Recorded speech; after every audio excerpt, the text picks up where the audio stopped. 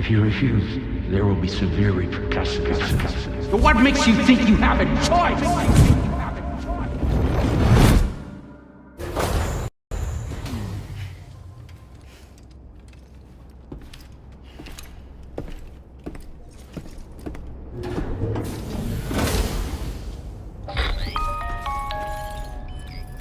Sam, it's Charlie.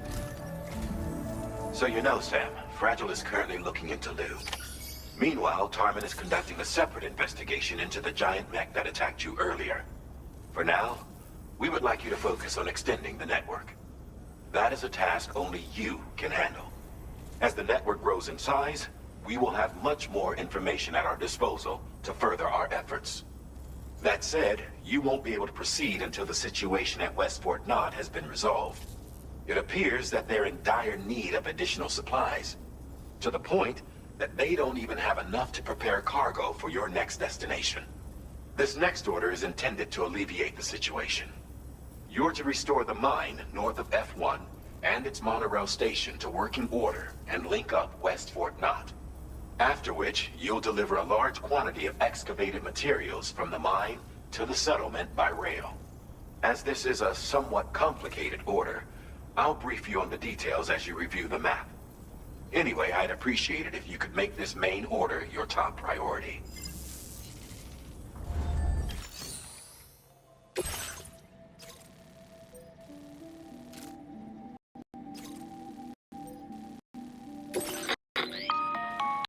All right, Sam. You need to work through several steps to complete it. To begin, collect the cache of materials waiting for you on the DHV Magellan. Take these to the mine north of F1. The location has been marked for you on your map. And when you arrive there, submit the materials using the terminal on site. This will allow you to restore the facility to working order. Next, access the terminal again to commence mining operations. If all goes well, a large quantity of materials should be extracted. You'll then need to deliver those materials to West Fort Knott. Consider making use of the monorail located at the mine to make life easier. Upon your arrival at F1, use the delivery terminal to get all the materials for processing and to finally complete the order. That's all there is to it. Starting your route to the mine north of F1. Commencing route creation. Delivery route final.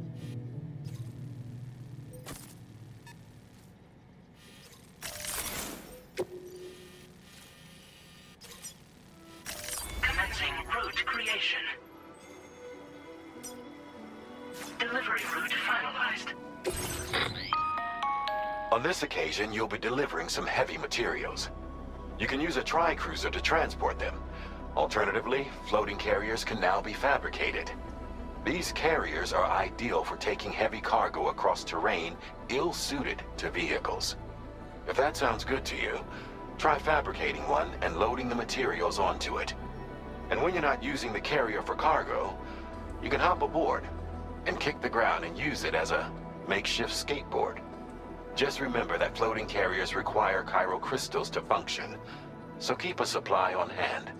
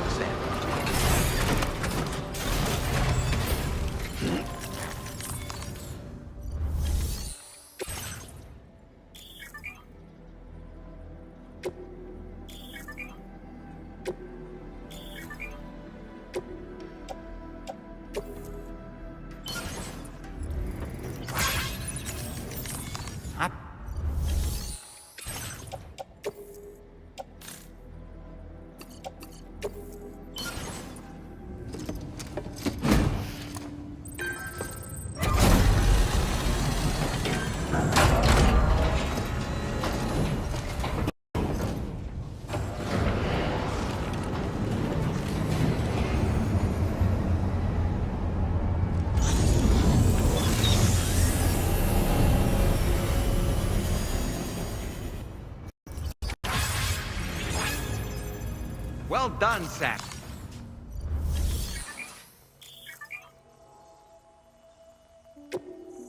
Please submit materials.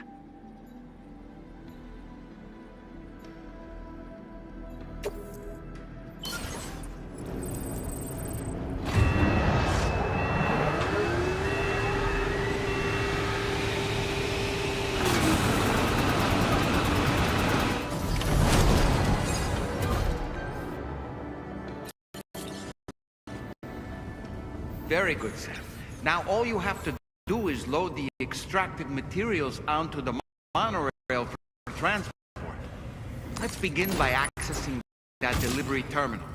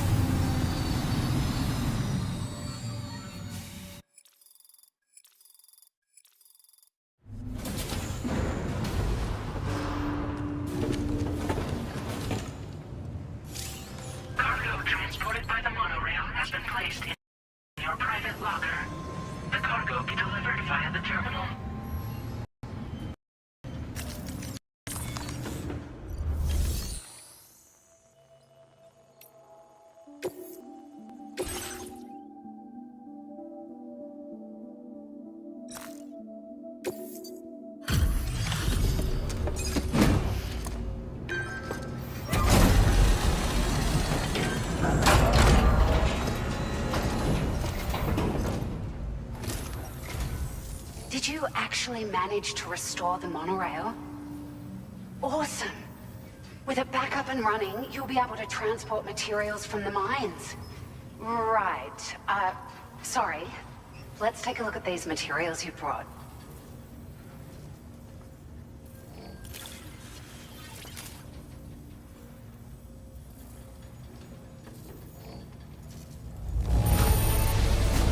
Would you look at all this? I think it's safe to say we'll have nothing to worry about for a while.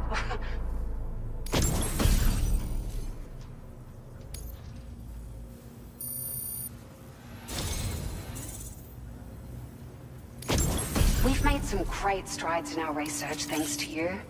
If it's all right, we'd like you to have this. Just wanted to let you know that we're increasing the amount of materials you can withdraw. Now displaying your current porter grade.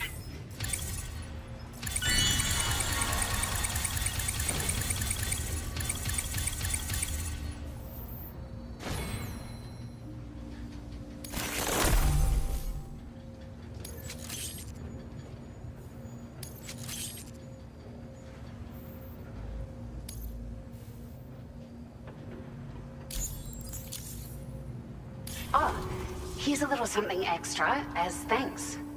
I got them just for you. Figured they'd suit your style. They sure weren't easy to come by. A real collector's item, I hear.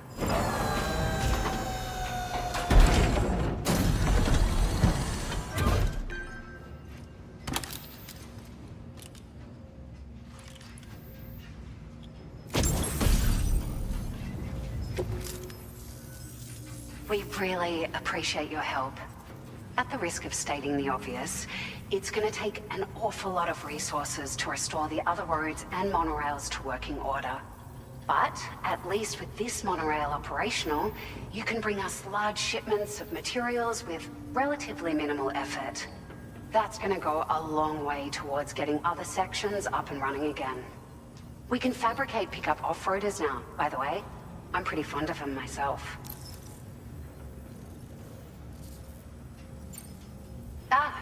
It's a large four-wheel drive vehicle, boasts significant cargo carrying capacity for the hard-working porter. The driver's seat is in an elevated position and exposed by design. This allows the driver to survey their surroundings more easily and engage enemies with small arms if necessary. You can customize it quite a bit too, attach all kinds of different parts as you like. That said, a lot of parts are still in development, but you'll receive their data as soon as it's ready.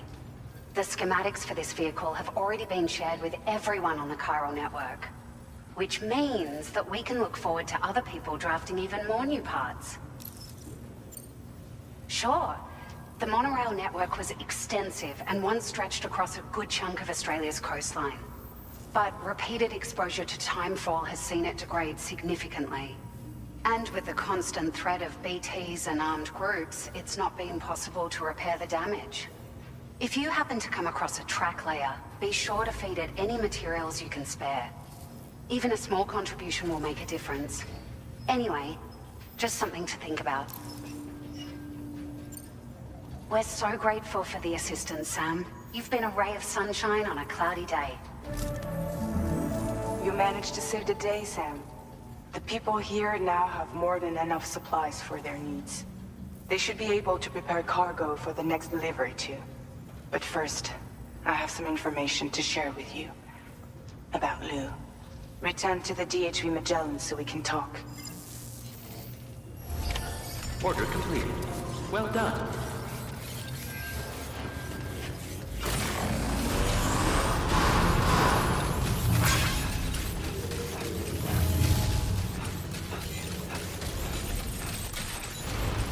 Sam, there's another porter here. Since you brought this site onto the Chiral network, perhaps they thought they could make use of the additional data to make a safe run. Want to go and say hello?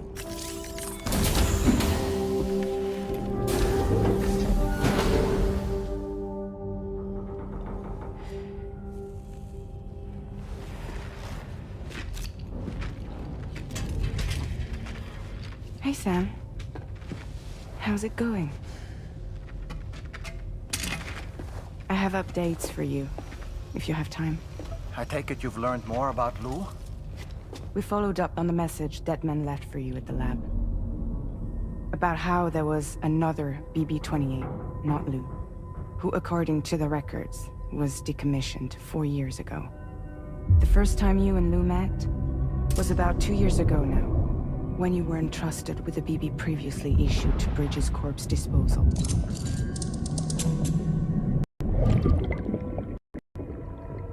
And together, the two of you made it all the way across North America. Deadman and everyone else at Bridges, they all called Lou BB-28. Right, because that was Lou's serial number. You see, we found the records for the BB storage facility. By cross-referencing the data, we confirmed that after BB-28 was decommissioned 4 years ago, Lou was assigned the same designation and placed into storage. So what you're telling me is that instead of getting a new serial number, Lou inherited an old one? As for Lou's mother, following the C-section, it seems she passed away. And that, pretty much, is the extent of our recent discoveries. Without a still mother to provide support, it makes sense that Lou was kept in reserve. But we still have no idea who approved the serial number reassignment, much less why they did it. Higgs said there were things I didn't know. Maybe this is what he was talking about. I think it could be.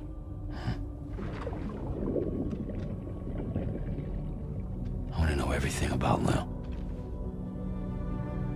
You're playing his game, Sam. Chasing after the past is what Higgs wants you to do.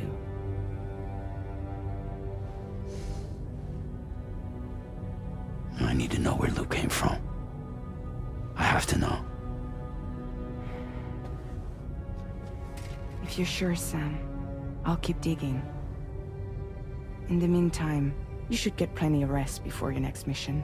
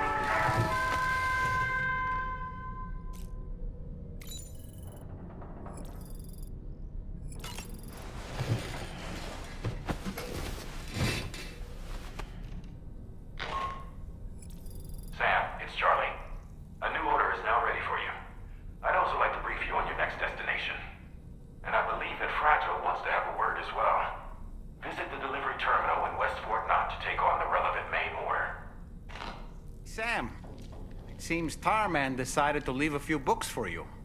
Right there, by your bed. It is a wonderful way to take your mind off things. Trust me.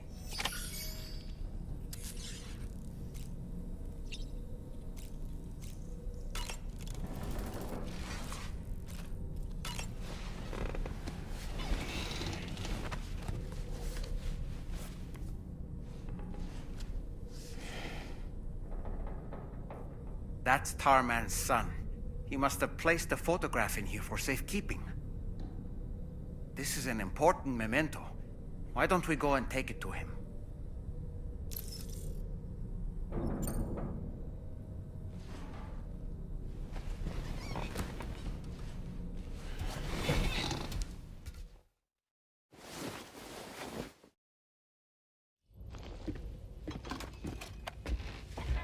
I found this picture in your book.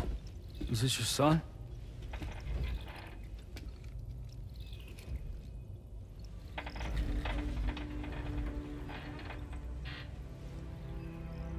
Thank you. Yes. He's still out there somewhere, borne along on the currents. With this right hand of mine.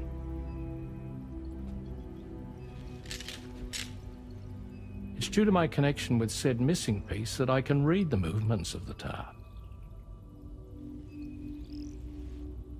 Something akin to a phantom pain. You want to hear the story? Sure. I was both a medical doctor and a geophysics researcher once upon a time.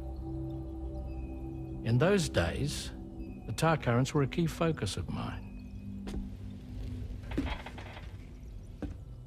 This ship was originally built to facilitate my studies, in fact. The deep tar hunting vessel Magellan, we named it. A ship perfectly suited to pursuing the creatures that thrive in the tar's depths.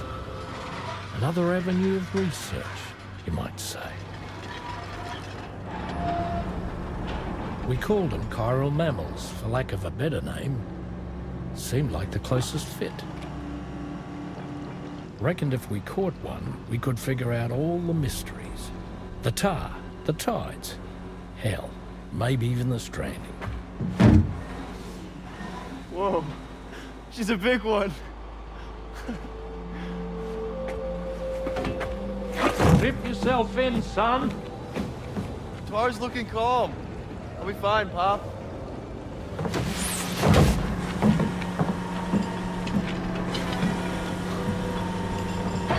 You seeing this?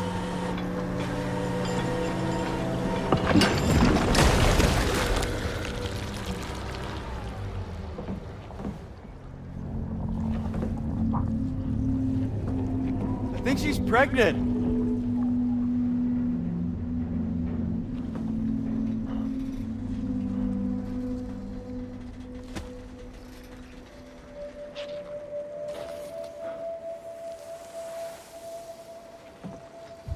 Hey, Pop. This is weird.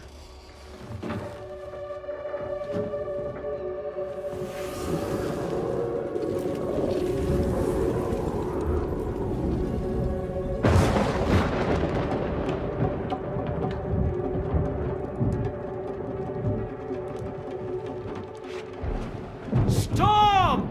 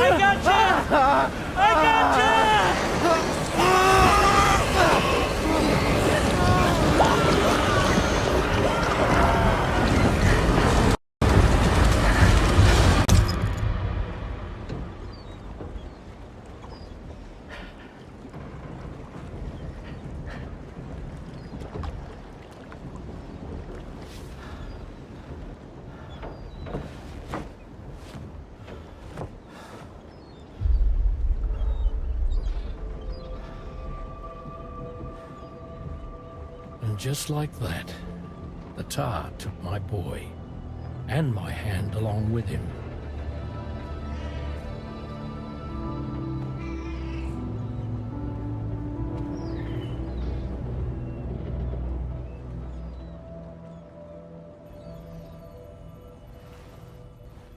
At first, I thought this little guy was my son reborn. If I may ask a question, the hunters that attacked you after you caught the chiral mammal, are you sure they came from within the creature's womb? Yes. That said, I'm not of the opinion that the hunters were its offspring. Its womb merely served as a gateway to the other side. Indeed. The tar and the beach are connected.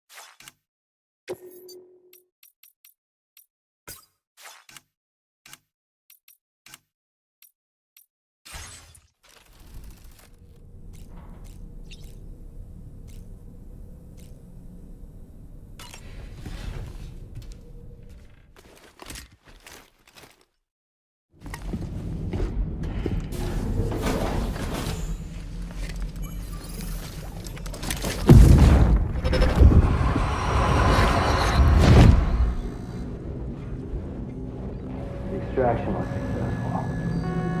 It was transferred to a sterilized pod and sent to a separate facility. Ready to proceed with corpse disposal? 1.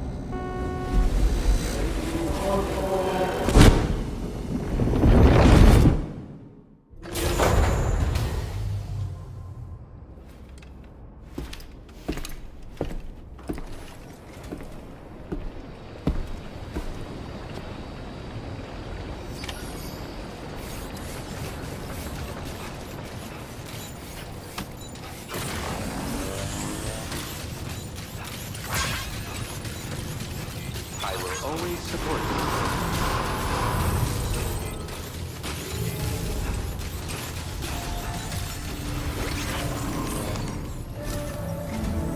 Sam, your next destination is the Northern Environmental Observatory. Like its Western counterpart, this observatory is a critical facility that will help us to monitor the changes taking place in the Australian environment. To bring it online, you'll have to navigate the canyon to the northeast of your current position. But before that, you'll need to link up another site en route. Sam, the next site we want you to link up is called Rainbow Valley. A friend of Drawbridge is waiting for you there.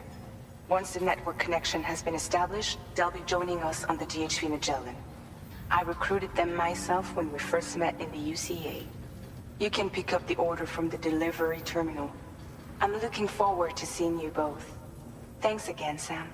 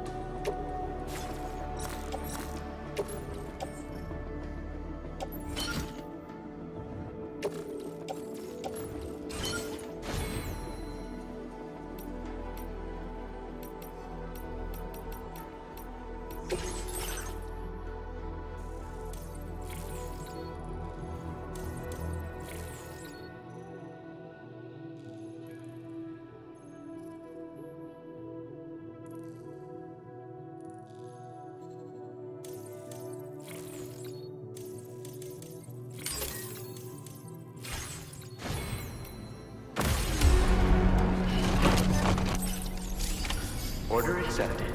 Thank you.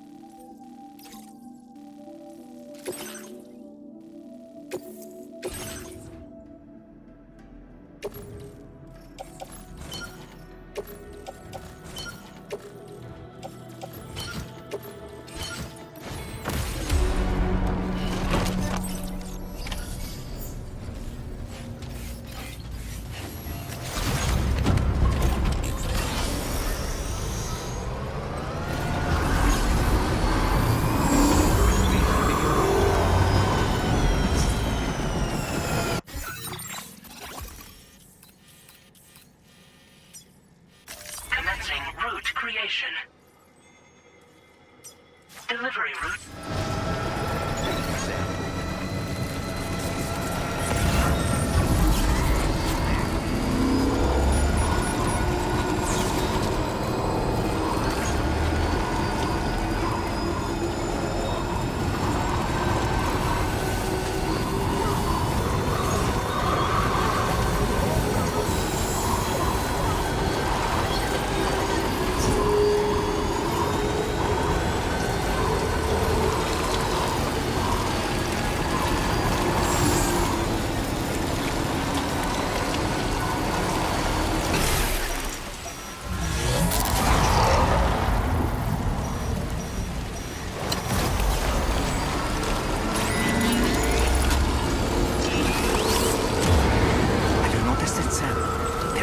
T nearby.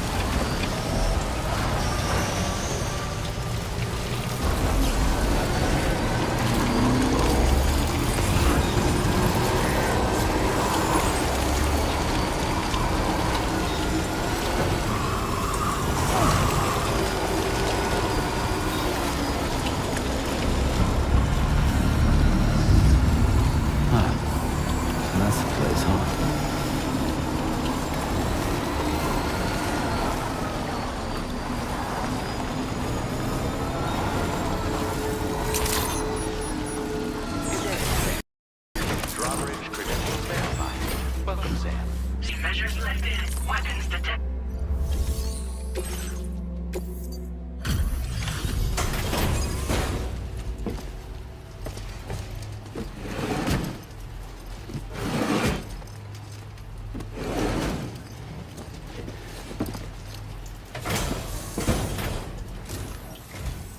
Hold on a minute. Are you Sam? And does this mean the drawbridge has finally come to the valley? Oh, thank you. I'm glad you could make it. It's an honor to welcome you here.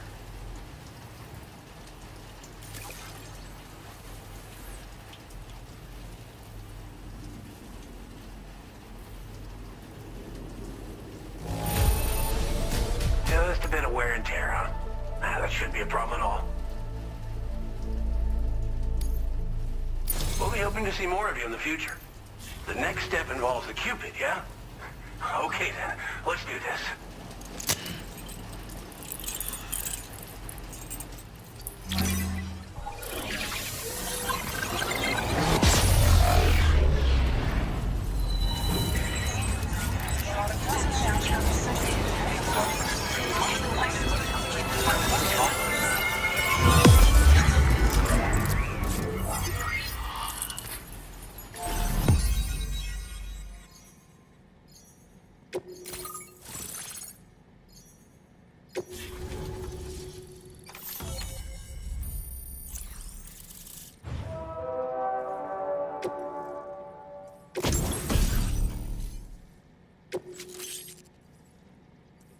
Now displaying your current porter grade.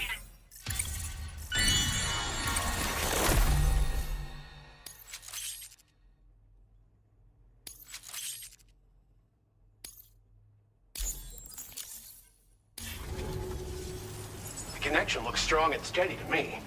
That cargo you brought along is going to make a world of difference, too. It'll allow us to proceed with our terraforming initiative. Hopefully, no more towns will have to suffer the fate of the one down below us. Oh, we've shared our tar cannon data with everyone, by the way. I suspect you'll find it useful in your own work. Try it out. See if it suits your needs. This region was once filled with lush vegetation, over which birds soared and serenaded, until all that beautiful life fell prey to sudden desertification. We swore to do everything in our power to bring back what was lost. Around the time we got started, the APAC people showed up. With their help, we've been able to achieve a modest measure of success. But moving forward, we have to find a way to nurture and protect what little we have on our own. You probably passed the town I mentioned on your way up here. At a glance, it might have looked like nothing more than a cluster of massive boulders. But those were once buildings. Places where people used to live. As the desert kept creeping closer, the town was abandoned overnight. They'd been forced to evacuate. The few who were left behind became BTs. Still, at least the Exodus went to plan. There are no void-outs at any rate. Tar cannons are invaluable pieces of equipment that we use to combat forest fires. While fires are a common occurrence in this region, water is a precious resource. So these cannons were developed as extinguishers that utilize the tar contained within the earth itself. They leverage the tar's viscosity, making them one of the most effective methods of combating fire we have. When deployed on the ground, they can both extract and discharge tar simultaneously.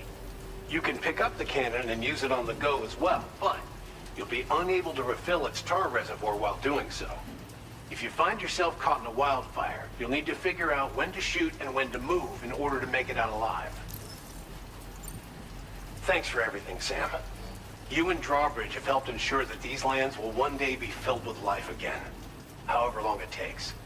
In particular, that comrade of yours has performed absolute miracles for us. If you're looking to link up with them, you'll find them in the ravine on the other side of the river, directly opposite this shelter.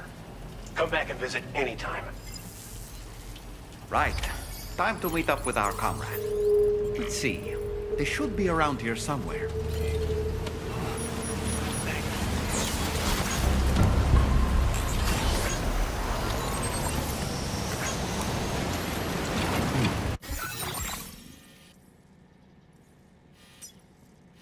Commencing route creation. Delivery route.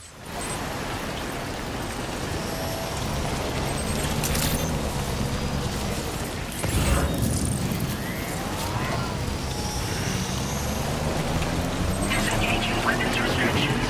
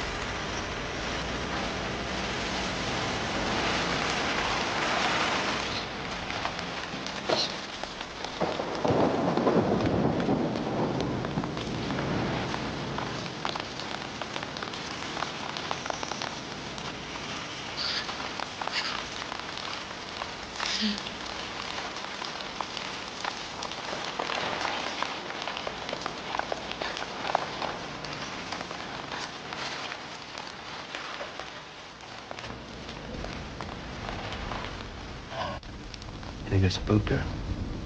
I really couldn't say. I certainly haven't ever seen her dance like that before.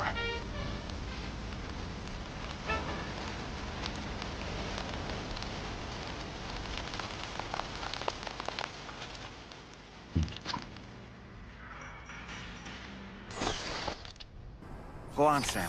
Follow her into that facility.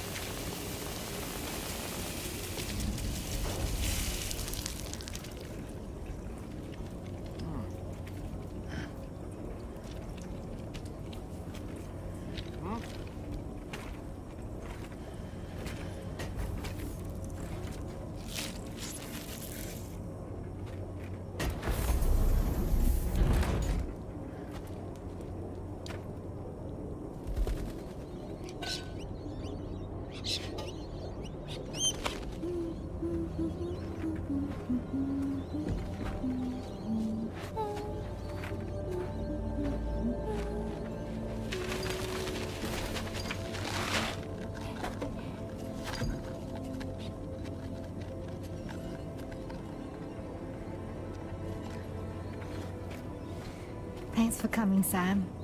I'm sorry about just now. I didn't know who you were at first. You're the picture of health, Rainey. You too, little man. You had some kind of a trick for dealing with time fall? Rainey, it's been too long. Fragile. Can't wait to see you again.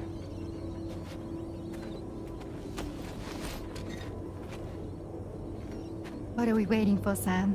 Let's head to the DHV Magellan.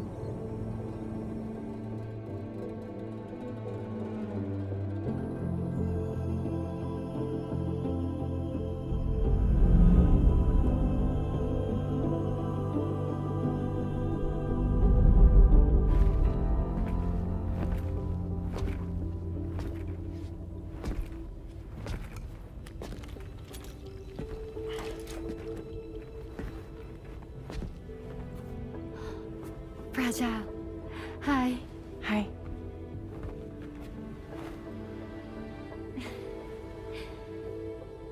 Nice to meet the old-fashioned way. Carograms are great, but nothing beats a hug.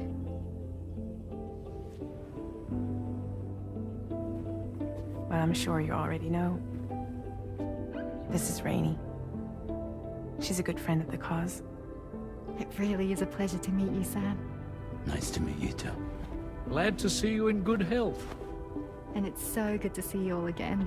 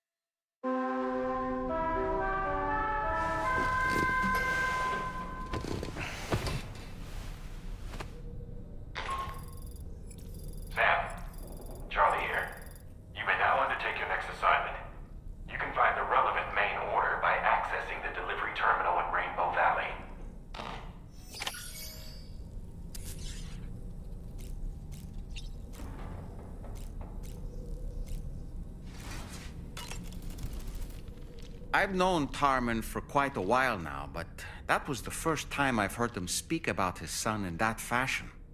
It made me wish that I could do something, anything to ease his burden.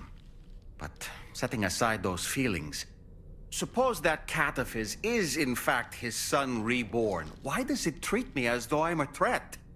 Does it just hate me? Reincarnation or not, perhaps it's still a cat at heart.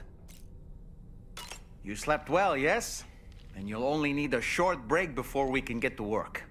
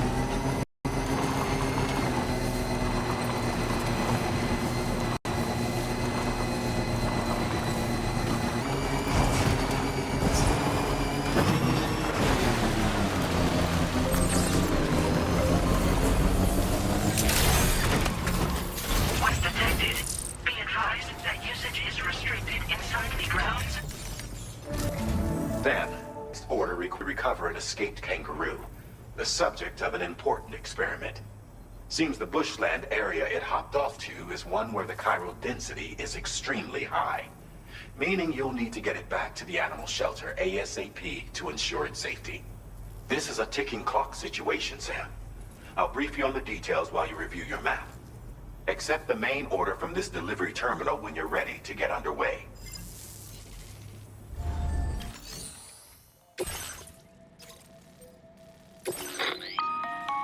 Hey Sam, Charlie here. Since this is your first order involving the capture and preservation of animals, allow me to provide additional information. The kangaroo you're looking for is somewhere in this area. Once you've arrived, use your Odra deck to begin searching for the creature. You can transport the kangaroo in your standard issue animal carrier. No need to fabricate anything unique. Get close enough to the kangaroo and deploy the carrier to capture it. It will be a bulky piece of cargo, but you should be able to carry it on your back like any other container. However, you will need to traverse some heavily wooded mountains as well as rivers and uneven terrain.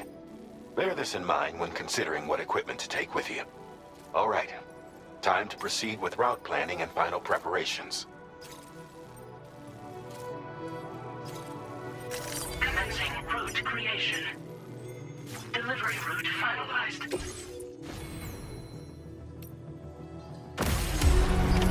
Order accepted. Thank you. Hope I can count on you.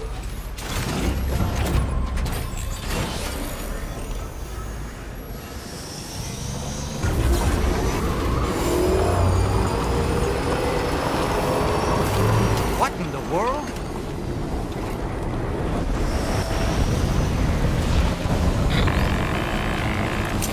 We have a situation, Sam. I'm tracking a fresh bushfire near the injured kangaroo's location. Clock's ticking. Secure the poor little bugger ASAP and bring the shelter onto the chiral network. Once the DHV Magellan can join you on site, we'll see what we can do about that fire.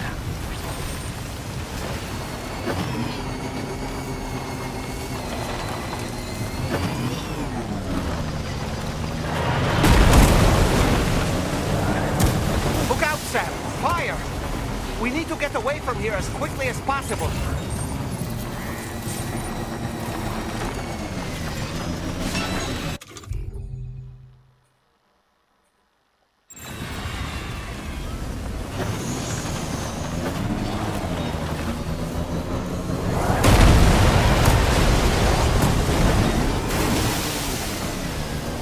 Sam, over there! I see the kangaroo. Get close enough to put it in an animal carrier for transport.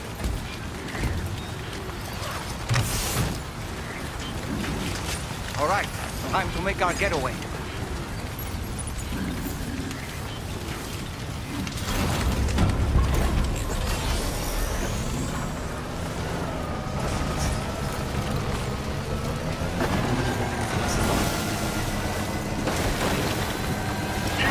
This was marked as a dangerous location on your map, Sam. We could get trapped here by the bushfire. Let's keep moving to ensure that doesn't happen.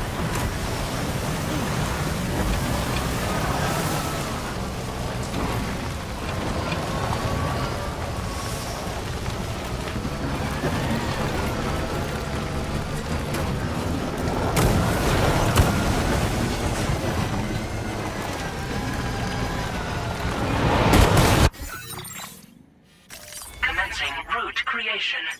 Delivery.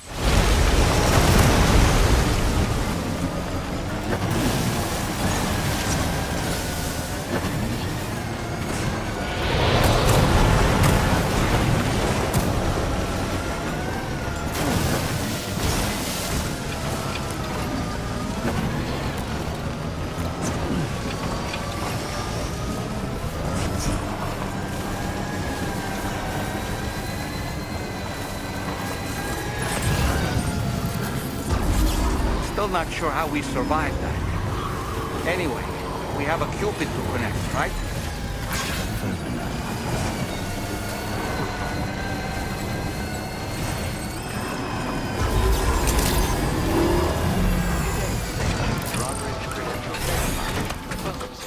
Security measures lifted. Weapons detected. Be advised that usage is restricted inside facility grounds. Access the...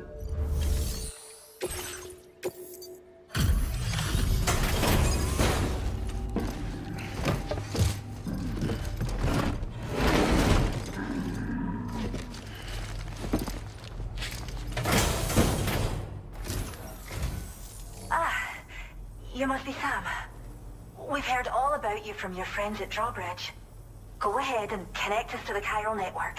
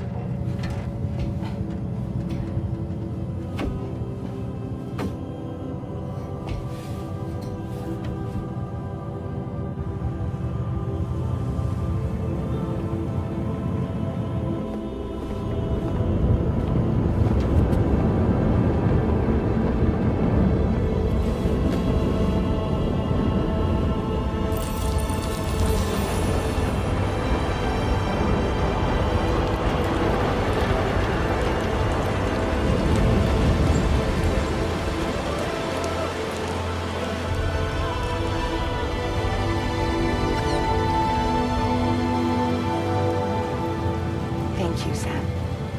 Don't worry about the fire. Rainey will put it out for us.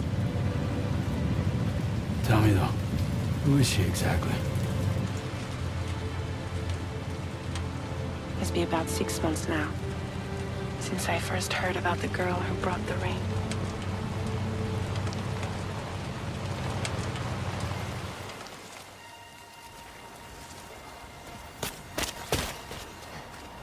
Whenever I stepped outside, the timefall came. There was nothing that I could do to make it stop. And they hated me for it. Including my parents, who told me to leave. I was the witch who brought the timefall. A monster to be locked up in a cage. A few even tried to burn me alive. The most dedicated witch hunters.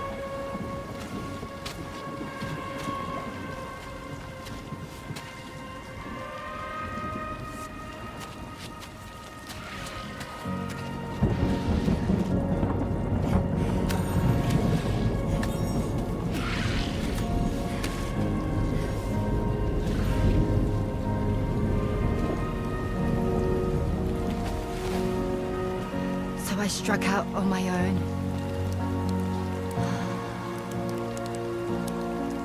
I was alone for so long.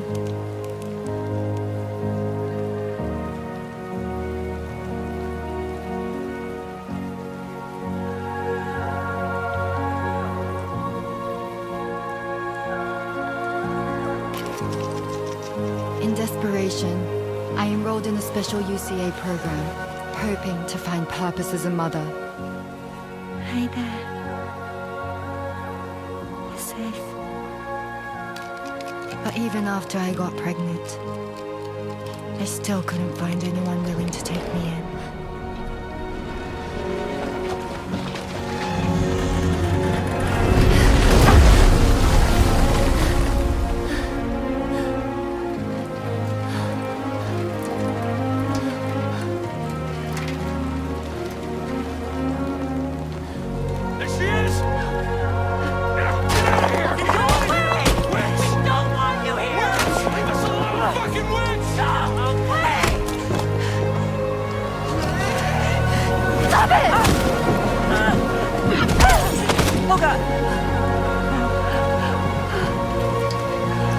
I'm sorry. No. We need to leave right now. Please. God, get out of here!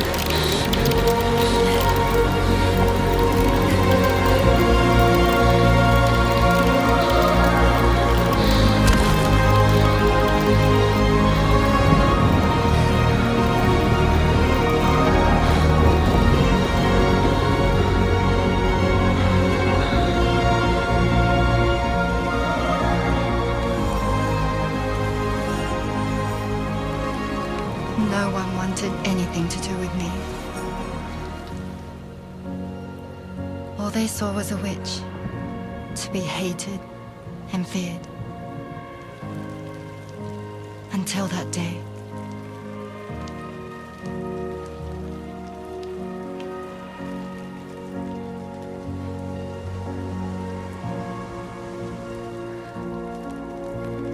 I'm so sorry. Hey there. You're Rainy, aren't you? Who's asking? Someone who's been looking for you. For you and your power. You want my power? Why? You're a pharmacon. Medicine that can harm, poison that can heal. It's all in how you use it. Want to come work for me?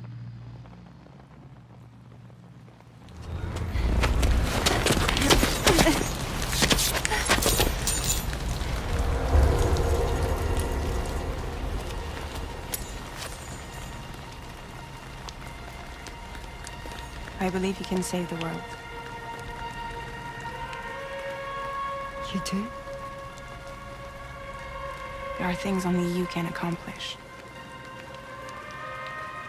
Only me. Really? Really.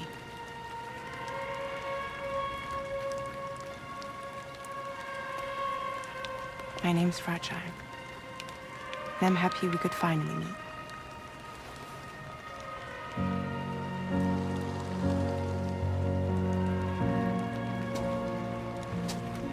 I'm here for you.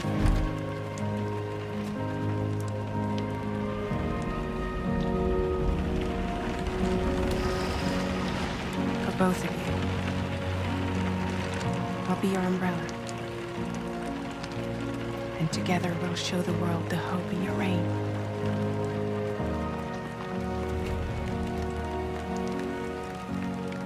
Come on. We wouldn't want the baby to catch a cold. Come on.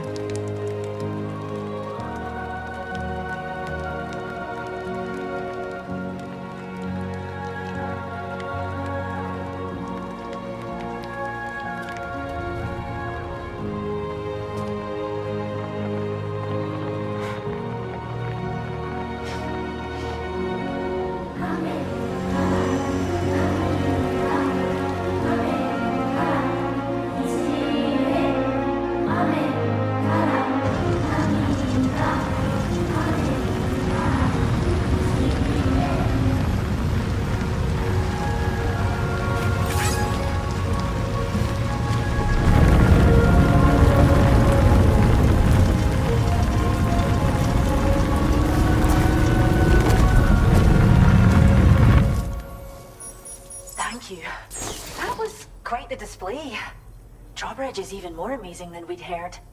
Thanks to everything you've done for us, the animals are unharmed and the facilities are holding up just fine. It's a wonderful relief.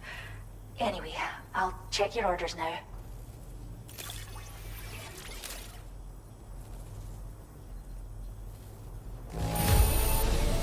The kangaroo seems to be good and healthy.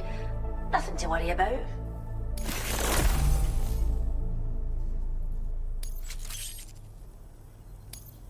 I hope you'll continue to work with us. Now displaying your current porter grade.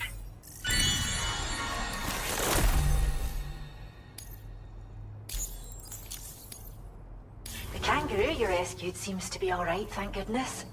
Oh, she's so very special to us, and we're relieved to have her back in one piece.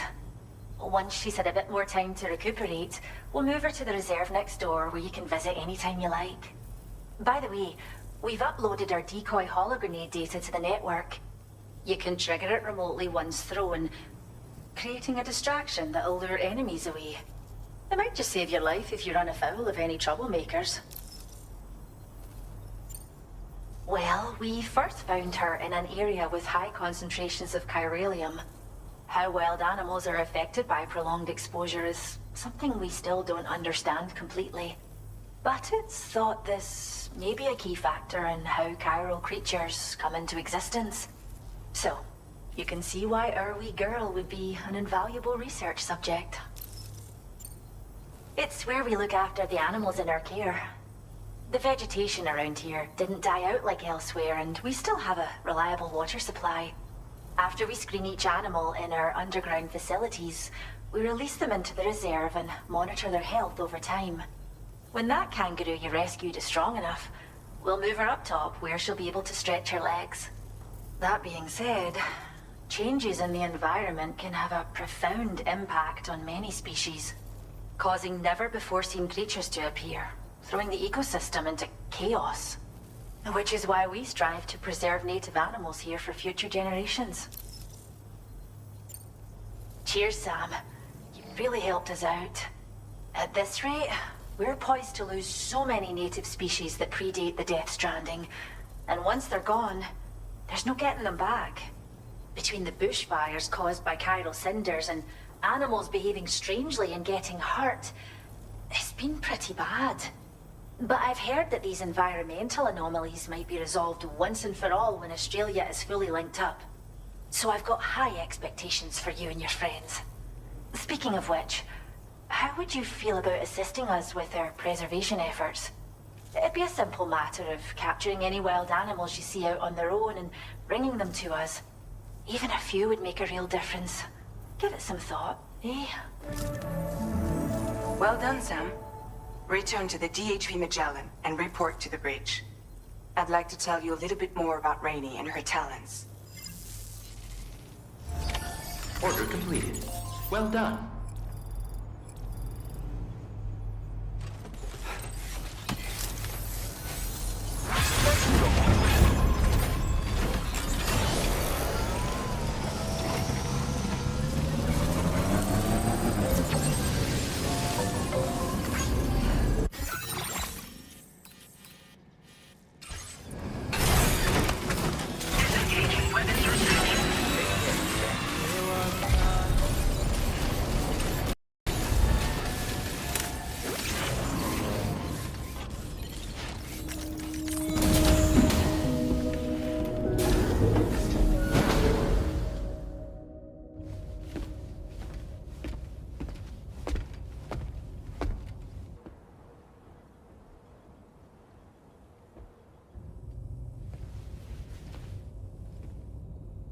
When she's outside, Rainey's constantly surrounded by timefall.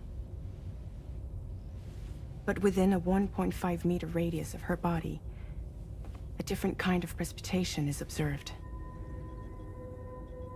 We call it core fall. Anything it touches is restored to an earlier state. In other words, it has the power to heal and repair, to counteract timefall's effects. Sadly, people only see the timefall, and not the remarkable woman standing in the eye of the storm. Still no signs of growth? I should be due any day now. If things were normal, that is. But the baby's still stuck at 7 months. She has still baby syndrome. Have you ever heard of it? I met a few preppers in Mexico that had something like that. They're not isolated cases. It seems to be happening everywhere. Though who knows if it's a syndrome or a symptom of something else. Simply put, the fetus stops growing at about 7 months. To be clear, it doesn't die, but it no longer moves, as if it's frozen in time. Several treatments, including C-sections, have been attempted. Unfortunately, removal from the womb invariably results in death. And while not all pregnancies are affected, it's yet another contributing factor to the already low birth rate. The Genetic Diversity Conservation Initiative just isn't enough to compensate. You got any idea what's causing it? There's speculation that it's due to an imbalance in the beach itself. I'm sure it's been explained to you before that countless individual beaches exist, a multiverse of beaches, so to speak, and that they are all governed by an upper beach on a higher plane. Expansion of the chiral network to cover the whole UCA may have inadvertently disrupted the link to that beach. Or so they think. BB units were also 7-month-old fetuses. So it's not hard to believe that the beach might very well influence the unborn. Well, I can offer you no concrete answer, I can state that the plan to extend the chiral network into the Australian continent, to take it worldwide, is also intended to help restore balance to the aforementioned upper beach. And in doing so, it is possible that we may resolve the issue of still baby syndrome.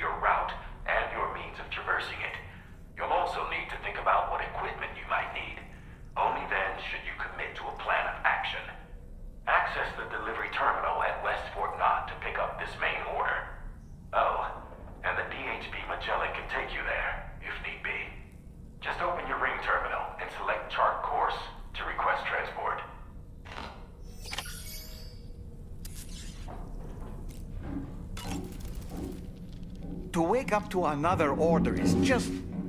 I wish they could be a bit more considerate. Why don't you try freshening up with a shower?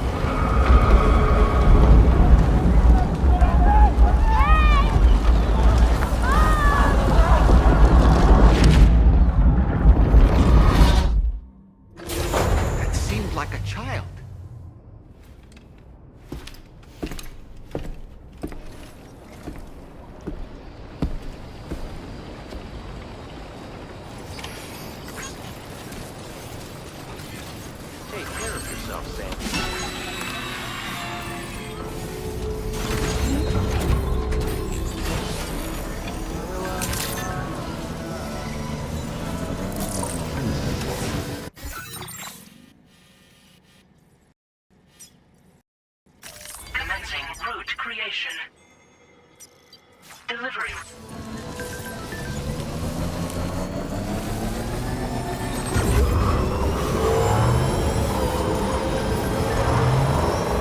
Hey, Sam, why don't you let the DHV Magellan take you to your next destination? Return to the ship and chart a course once you're safely aboard.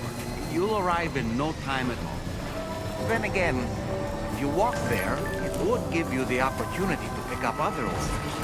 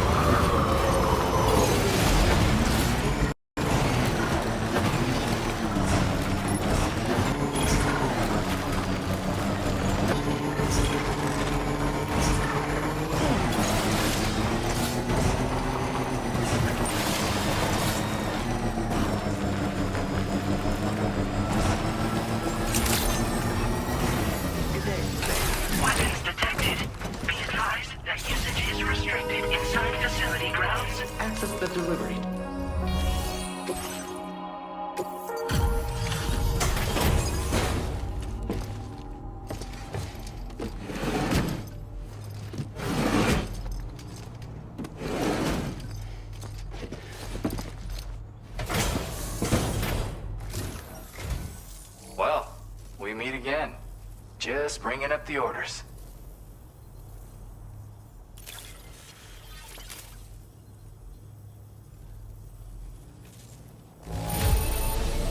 Condition doesn't look all... You're always there just when I need you. Allow me to express my gratitude with this data.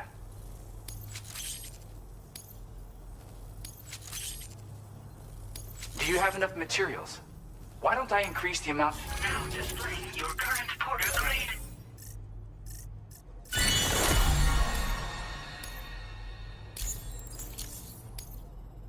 The data I shared is for a new lightweight shotgun.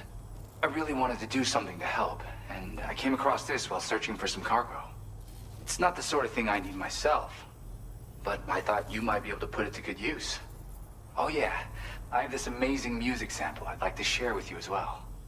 I bet it'll move you like it moved me. When you've got a sec, give it a listen. All right, see ya.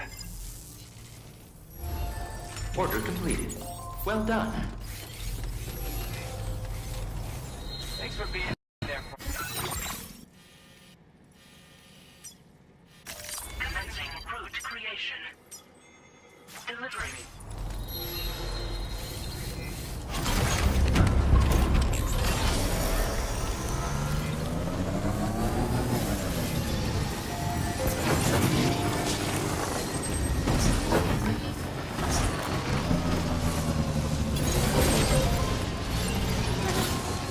Make it so.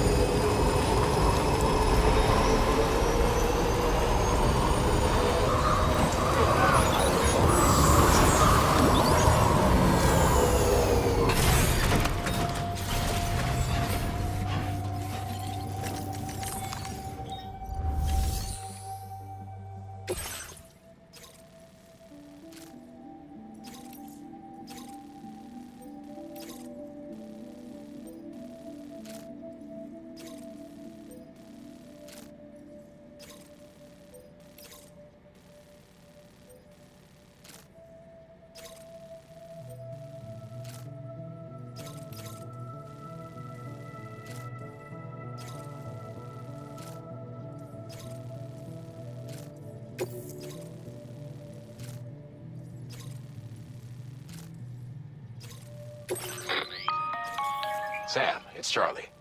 I'm pleased to inform you that you can now use the map on your Ring terminal to check the weather forecast. We utilize information provided by Rainey, as well as local historical data to make predictions. Take them into consideration when plotting your routes.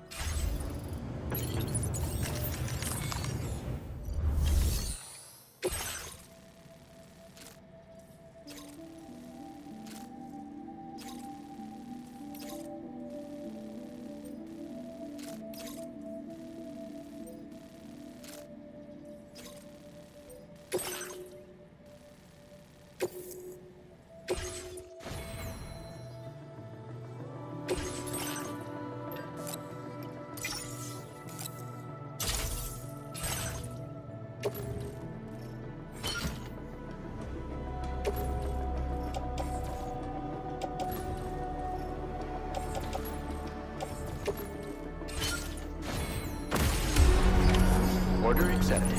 Thank you.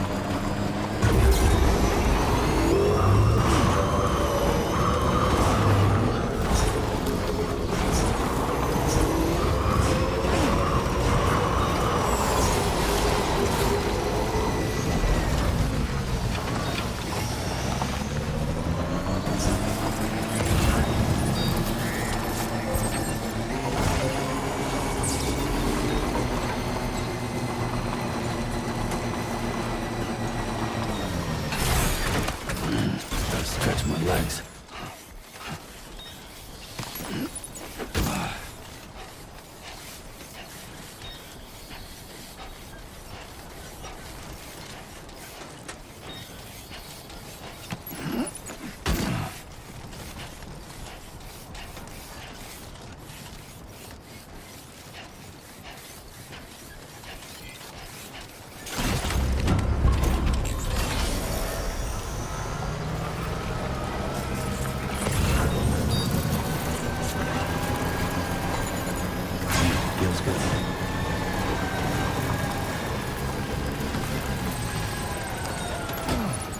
Recovered everything then. Great. Let's get it delivered.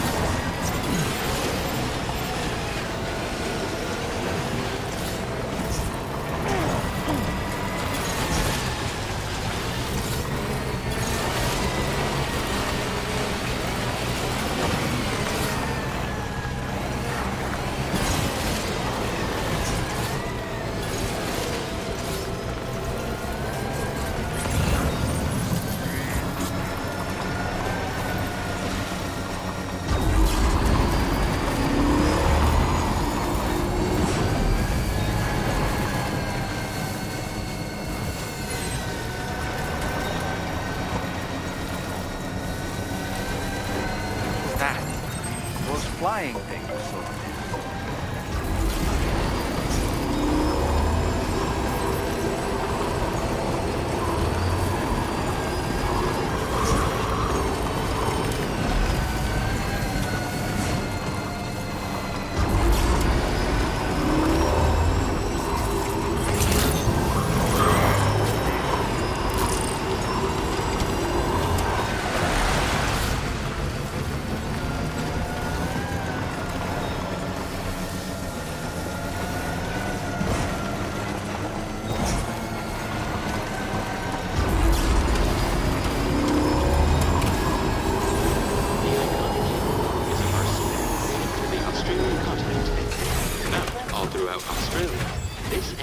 Capable of hopping at speeds in excess.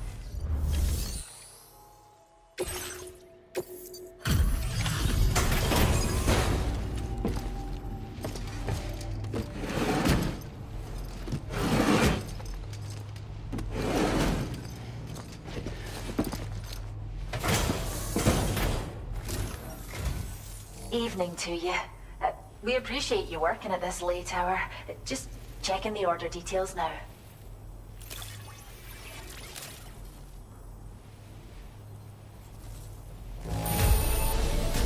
No major damage that I can see. What a relief.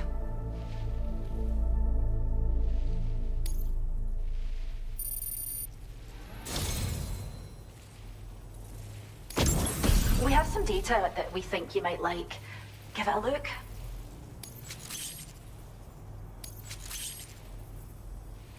We're upping the amount of materials you can take. Now displaying your current porter grade.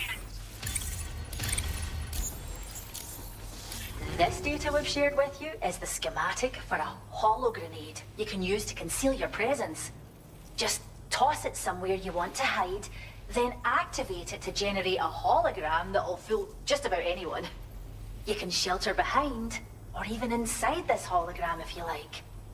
Of course, it won't work if the enemy sees you while you're attempting to hide, but if you use these grenades wisely, you can remain undetected for ages. If you like the sound of that, enjoy.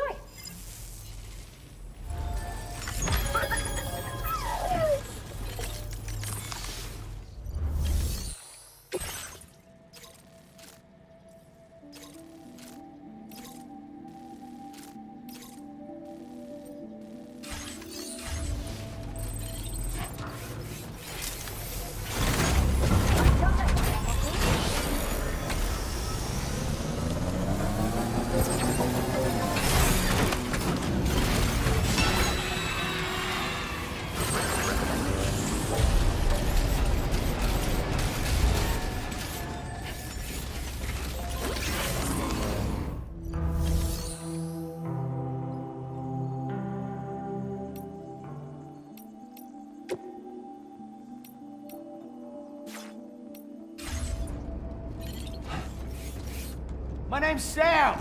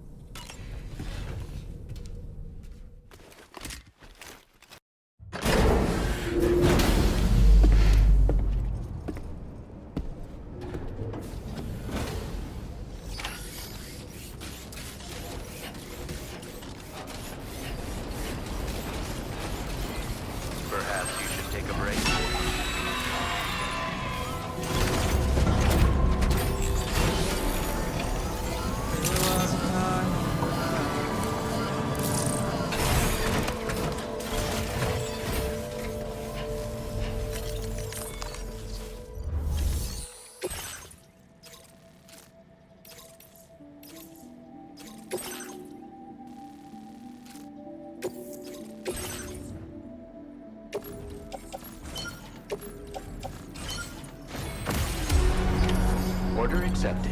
Thank you.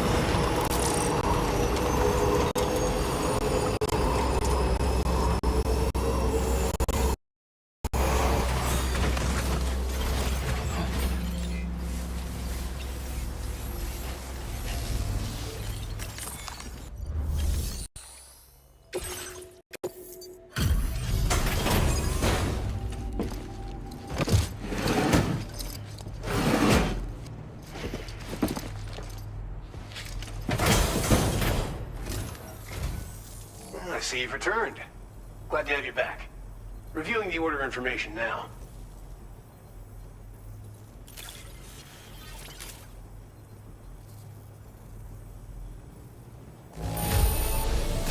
Well, the cargo looks more or less okay to me. I believe this data could be of use to you. Take it, with my thanks.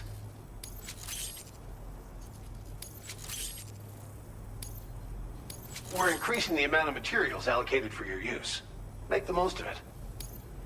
Now displaying your current porter grade. The data I'm sharing with you is for a solar generator that can be attached to your backpack. When equipped, it uses solar power to automatically recharge your batteries over time. It can be a real lifesaver, especially when you're traveling between places you know don't have traditional generators. Try it out, and I know you'll agree. Order completed. Well done. I'm grateful for everything.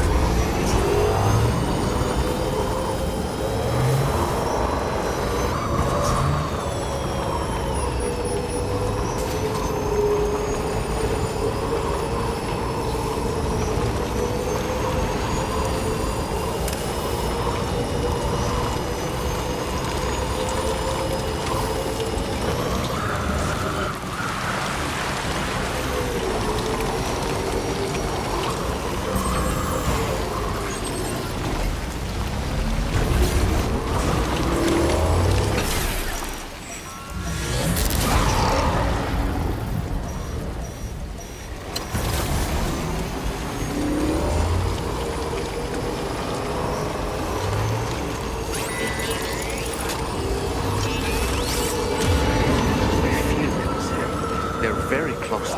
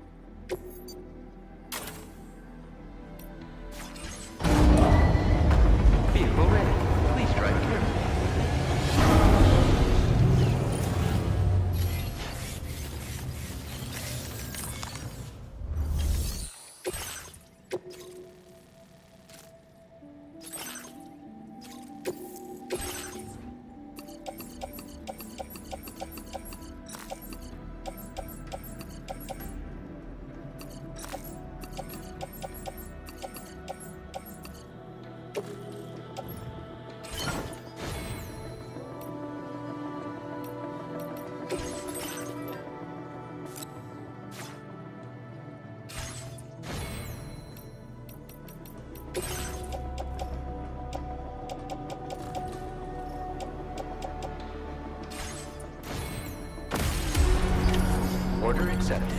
Thank you.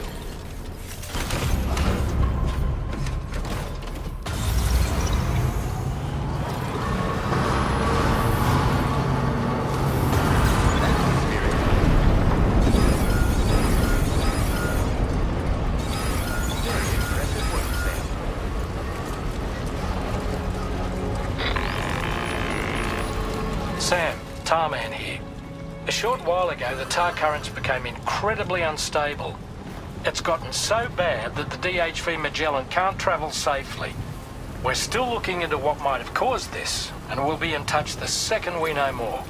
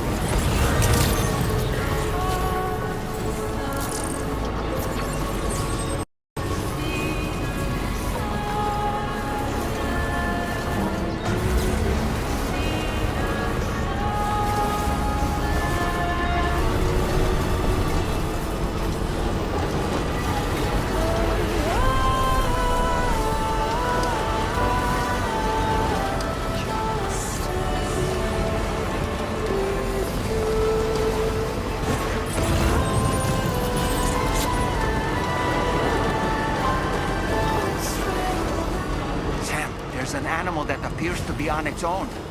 This could be a good opportunity to assist the shelter with their preservation initiative.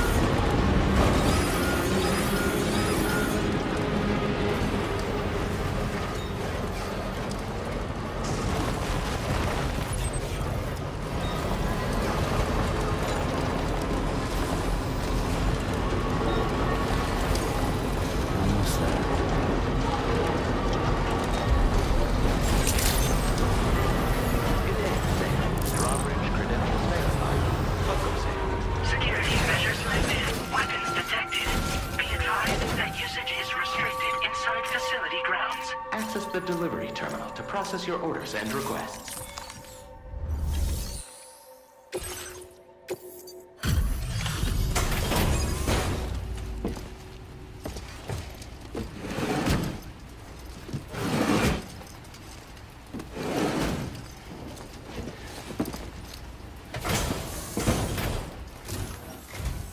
Wait, are you Sam?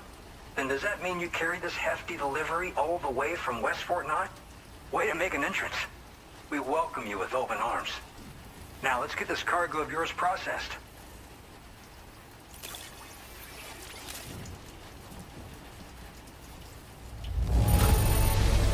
I didn't know someone could deliver cargo in such great condition.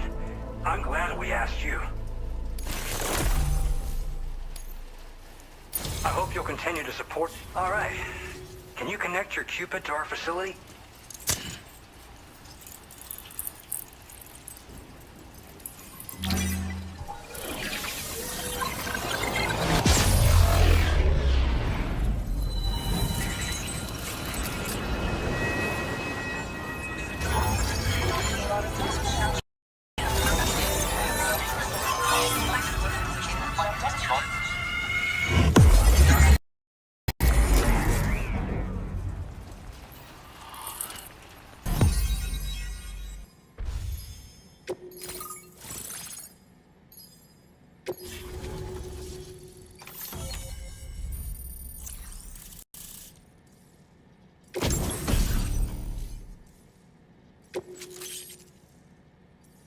Now displaying your current porter grade.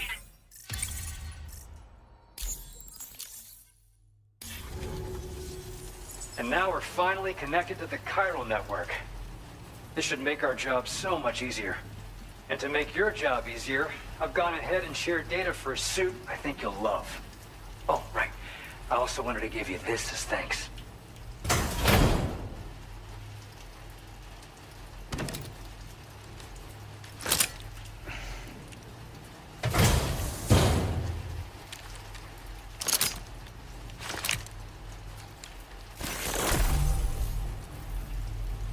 Introducing the Blood Boomerang.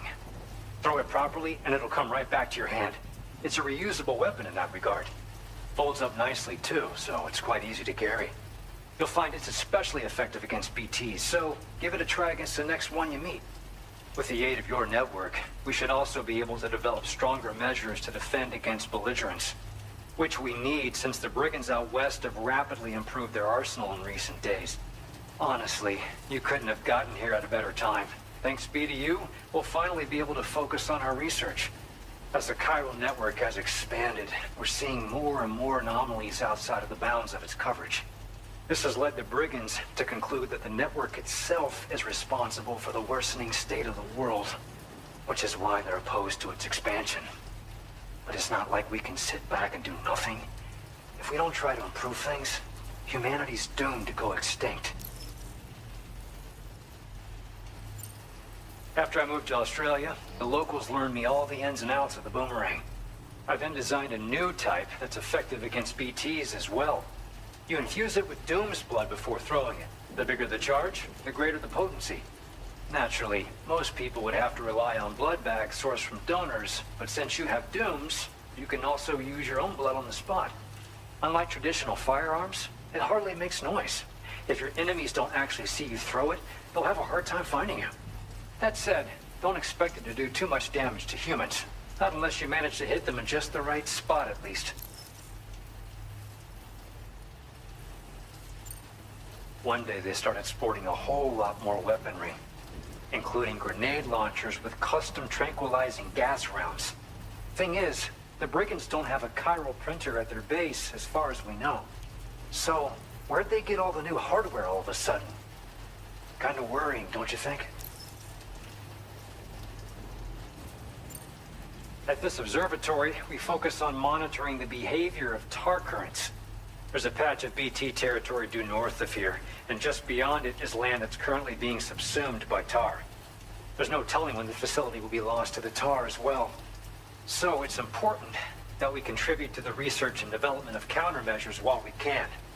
Incidents of tar current instability have grown more frequent, but we haven't been able to determine much more than that thus far. Thanks to the chiral network, though, we expect we'll be able to improve our instrument accuracy. We appreciate the help. Best of luck to you, Sam. The tar currents are acting up again. Guess it's back to work for me. Let's both keep on keeping on. That was excellent work, Sam.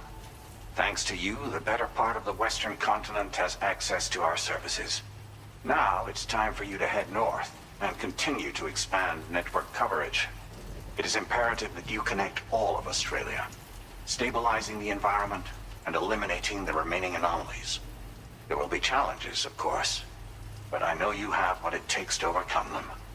I expect more great things from you, in short. Sam, this is Tarman. We believe that we finally determined the location of whatever's thrown the tar currents into chaos. The chiralium levels there are pretty high, though, and BTs are almost certain to be present as well. I hate to ask, but would you mind taking a look for us? It's close to your current position. I've sent you the coordinates. We're counting on you, Sam.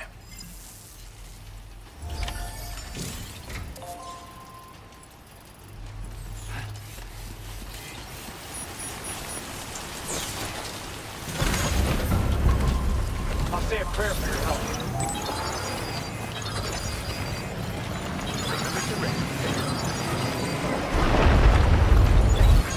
Disengaging weapons restrictions. Take care, Sam.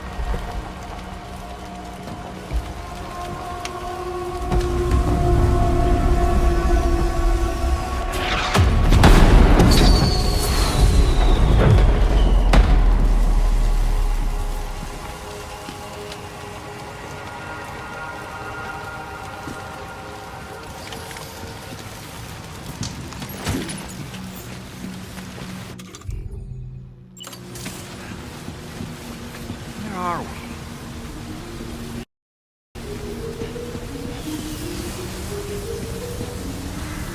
The spirits of the dead are close.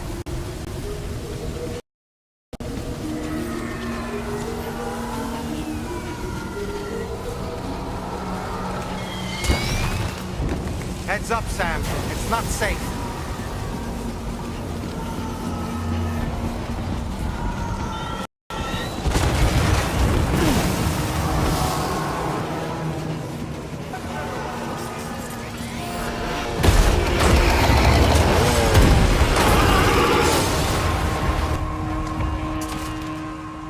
They're not human. Don't underestimate them.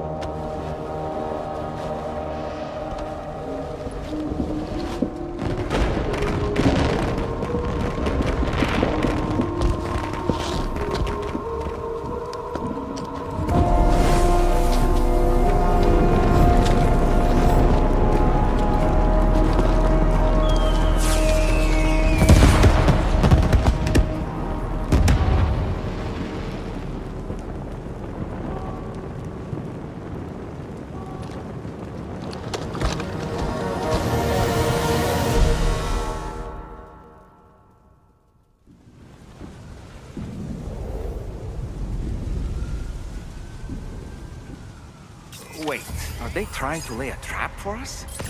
The odor deck is reacting to something. We should keep an eye on it and proceed with caution.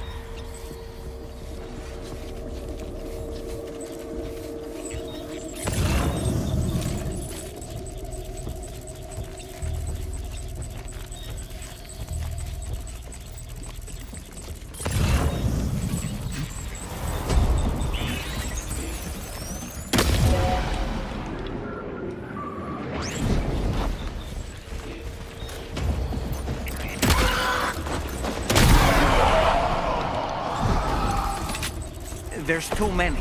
You can't handle them all by yourself. But maybe you can split them up. Take them one by one.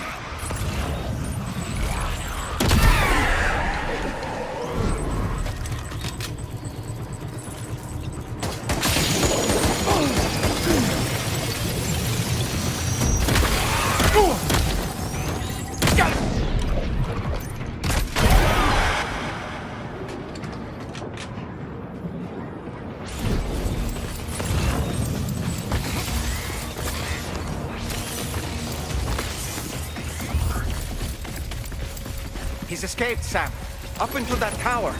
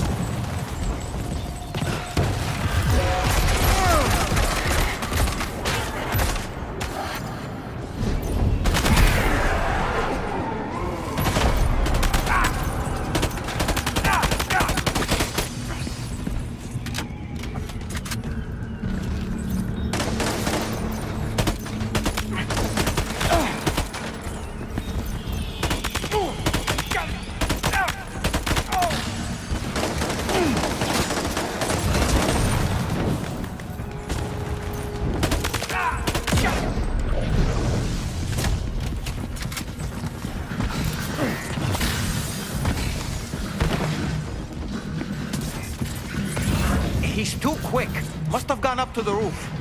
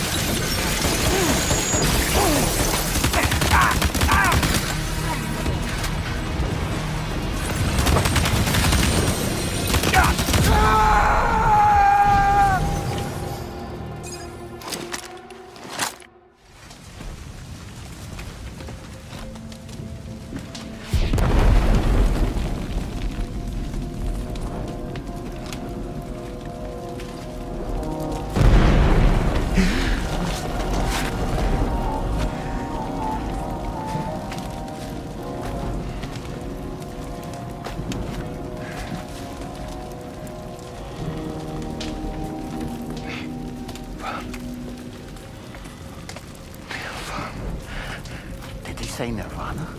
Is he implying this is some sort of realm for the enlightened?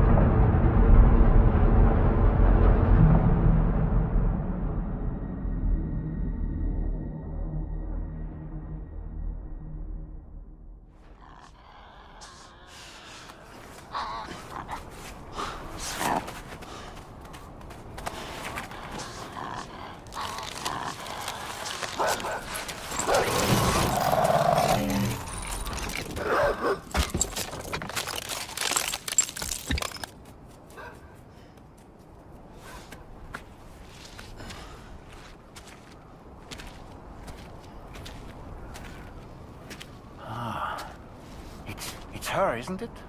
The girl from before? I have no idea what just happened, but we should probably take her back to the DHV Magellan,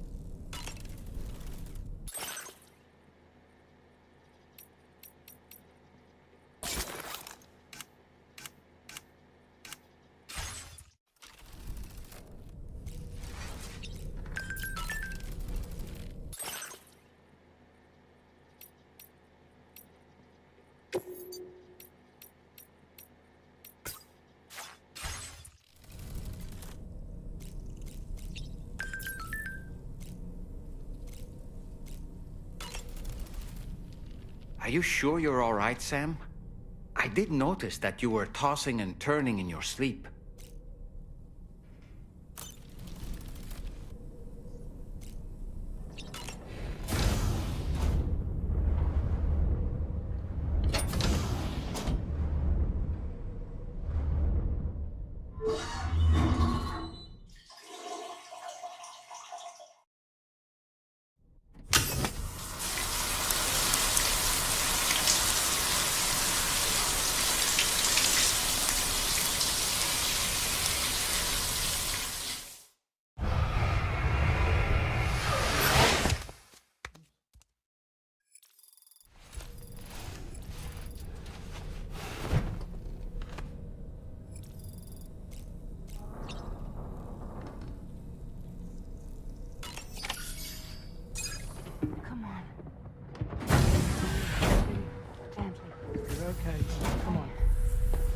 Careful, careful. Come on. Careful. Come down. You got it? Come on.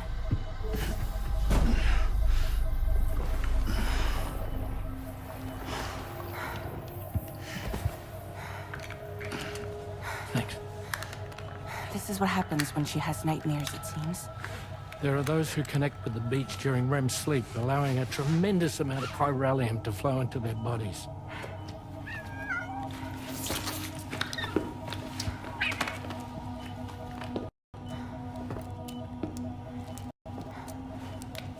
Is your wrist gonna be okay?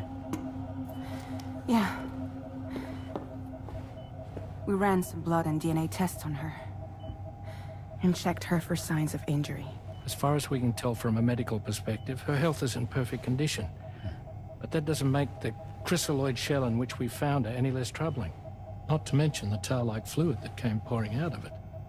We're still analyzing both. And there's more. You mean those suckers? Indeed, but that's not what I'd call them. Much closer to a chiral rash, I would say. You know how chiral allergies can sometimes trigger goosebumps? It's like that, except a fair bit worse. The tar-like secretions can accelerate the passage of time on contact, it seems. We suspect she has dooms too. And that when she's levitating, she's experiencing the nightmares common amongst sufferers. That space or realm she left behind to come here. The fellow we saw called it Nirvana, I believe. But to me, it looked like the land of the dead. Even so, she's a living human being. And I believe that she was born in that place. After down, I spoke with little. Or tried to. She was still in shock. Made it harder to communicate. Did she tell you her name? Doesn't seem like she has, as far as I could tell. So, I named her myself. Tomorrow. Tomorrow.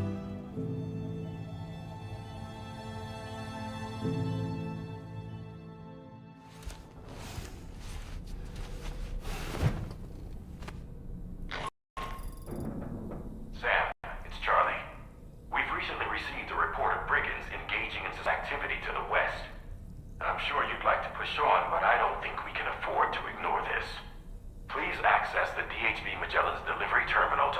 this main order.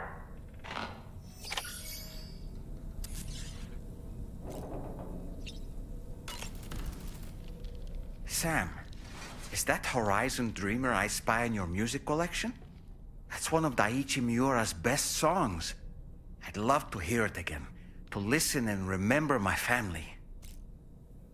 Nothing like a warm shower after a hard day's labor, am I right, Sam?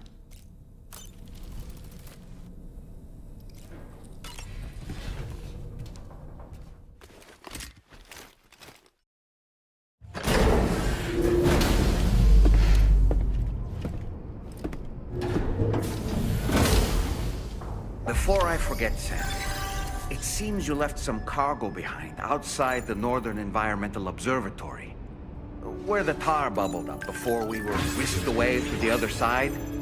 You remember all that excitement, yes? Anyway, Tarman was kind enough to collect your cargo for us. It's been placed in your private locker aboard the DHV Magellan.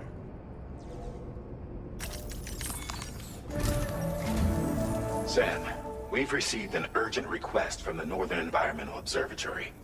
Brigands to the west of the facility have got their hands on a large stockpile of weapons and have taken it back to their base.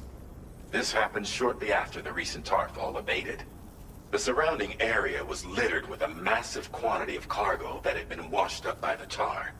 The brigands wasted no time gathering up everything they could and hauling it back to their encampment. This included weapons and gear unlike any we've seen before. And now we've begun observing new brigand units in the field. These ones are wearing red, reinforced armor, accented with luminescent light strips. As their unique appearance suggests, they're more resistant to damage. Melee and electrical attacks are especially ineffective against them. These units have clearly been outfitted for close quarters combat, and their sudden deployment is troubling to say the least. Their presence likely indicates that the brigands are gearing up for a raid of some sort. If we ignore this development, the brigands could use their new toys to attack the observatory, and there's no telling what might happen then. So we need to seize all of them before they have a chance to do so. Moreover, the latest data from the observatory strongly suggests an explosion of some sort occurred just beneath the Earth's surface not long ago. APAS analyzed the shockwave and has concluded that it is consistent with the type produced by ground-penetrating ordnance. This leads us to believe that the cargo the brigands secured may have included powerful explosive material. Directly assaulting the brigands using firearms risks triggering these devices, and we cannot predict how that would affect the region. Any sort of catastrophic explosion may also have an adverse impact on the tar currents. It is therefore critical that you avoid combat and secure the cargo without alerting them if possible. I implore you to take on this main order, Sam, and soon.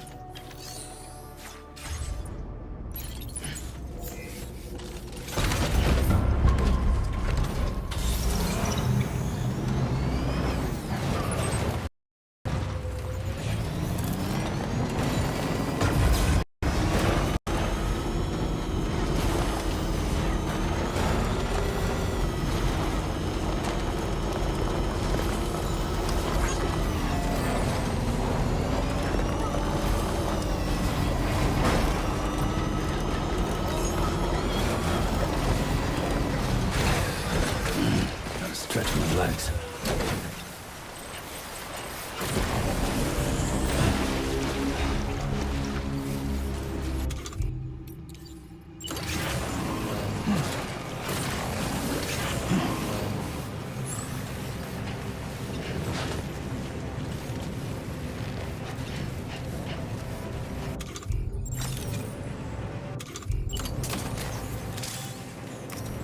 A word of warning, Sam. That sniper rifle doesn't appear to be equipped with a suppressor, meaning it will make considerable noise when fired. Take care not to attract the enemy's attention.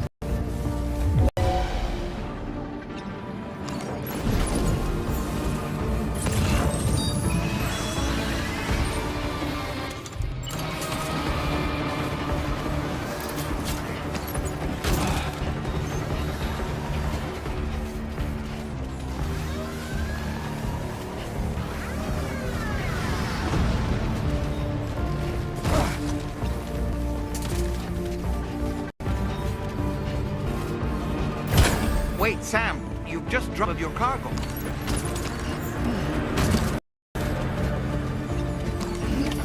Well done, Sam. That's the last of the car. Let's head to our destination and make the delivery.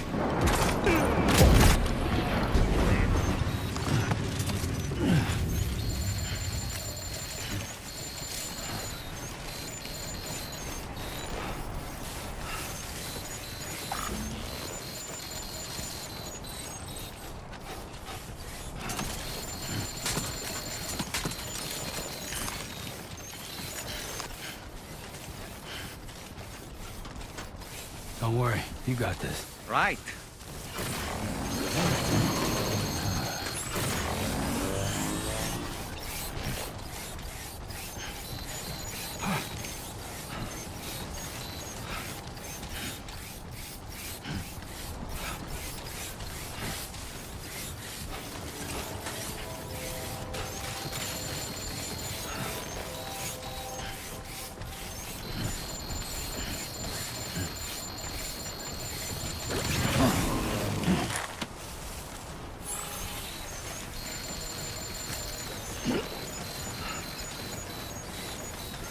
Stay focused.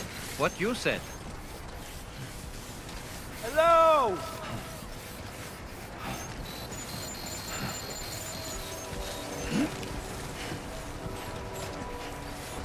Somebody lend me a hand! Anybody out there?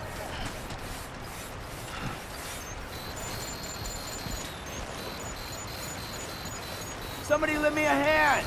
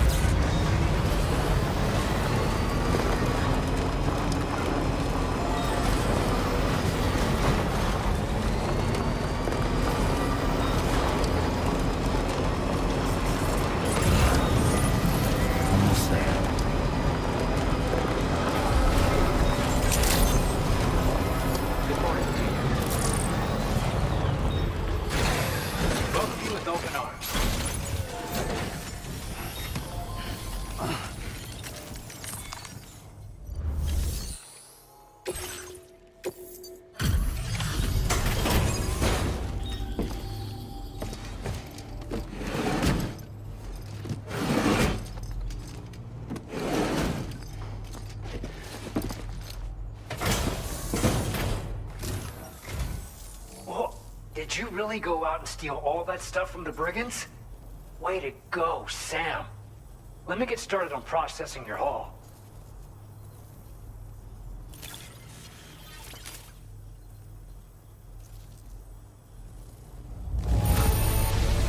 I can't find a single scratch on any of this stuff. You truly are one of a kind.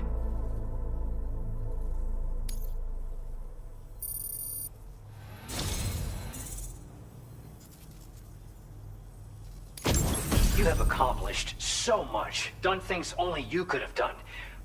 We want you to have this data as thanks.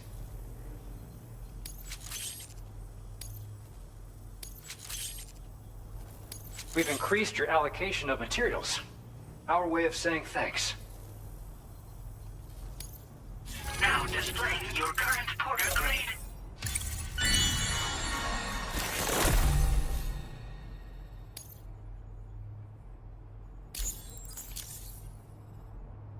The guidepost data we just shared with you is great for making landmarks to prevent people from getting lost, even at night.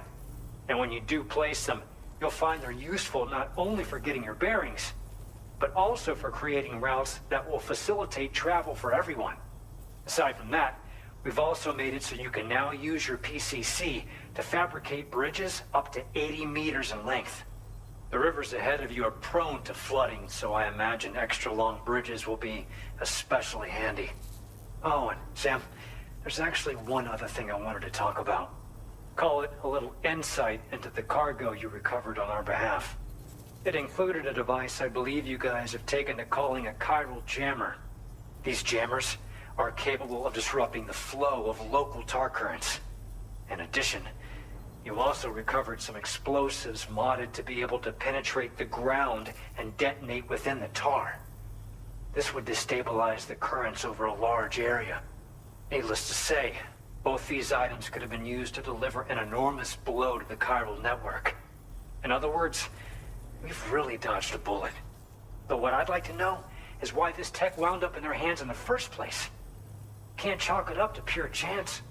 Honestly, it's almost like those brigands knew in advance that the tar was hiding cargo. We've got to consider the possibility that someone gave them a heads up. Food for thought on the road ahead. Excellent work, Sam. You'll be happy to hear that tomorrow's regained consciousness. Once you're back on board the DHV Magellan, you should see for yourself. Order completed. Well done. You take care of yourself.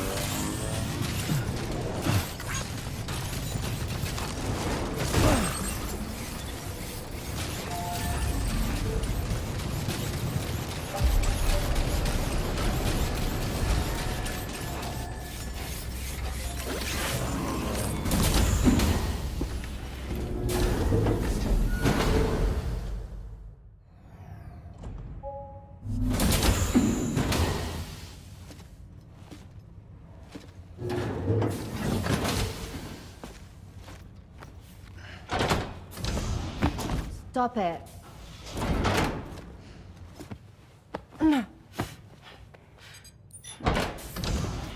Someone doesn't like shoes?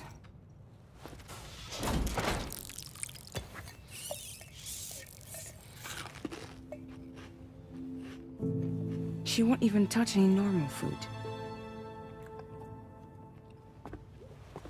But at least we managed to convince her to take a shower.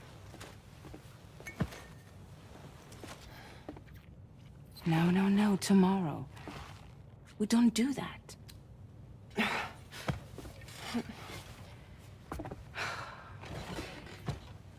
Seems like a real handful.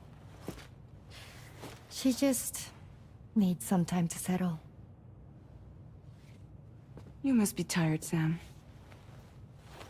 Get some rest.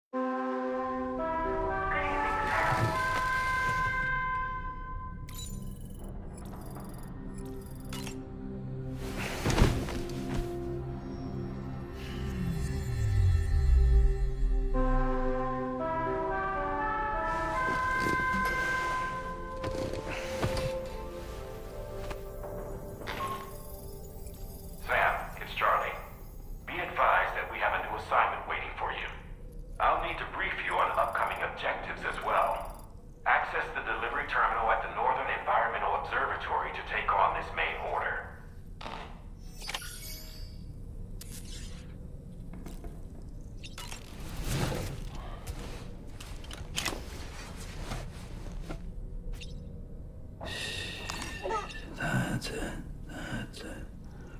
Everything's okay.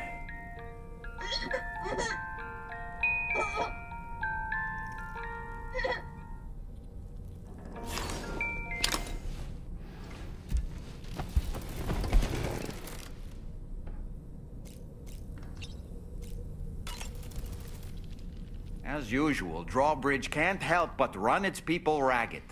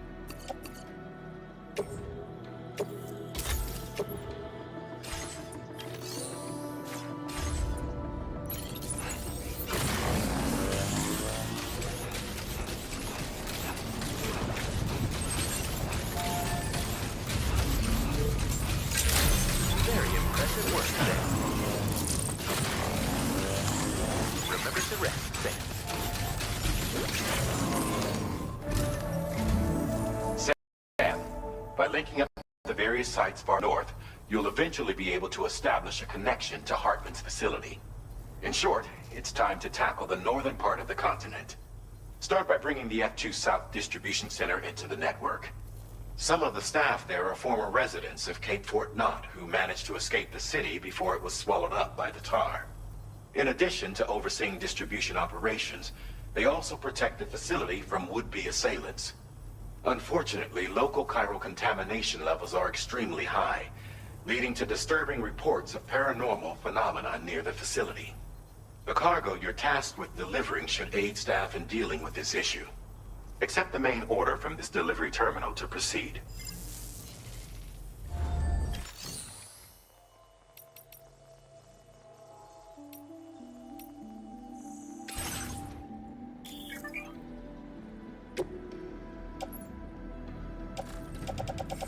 Floating carriers can be loaded with cargo once deployed.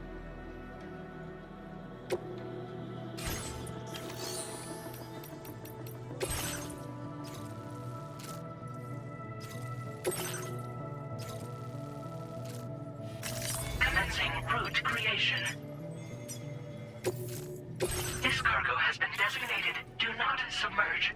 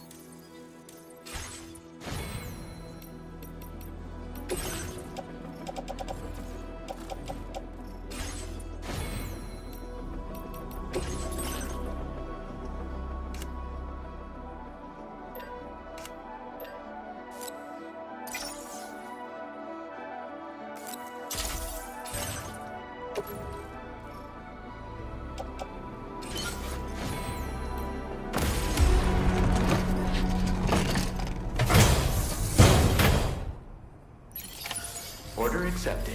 Thank you.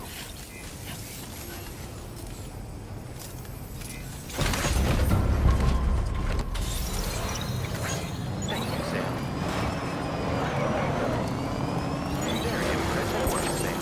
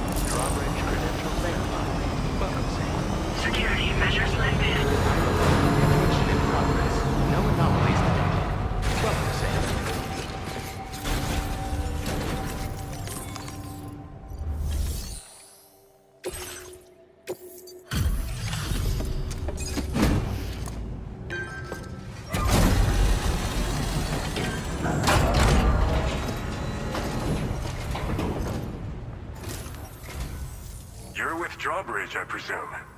Yeah, you seem like the genuine article. Welcome.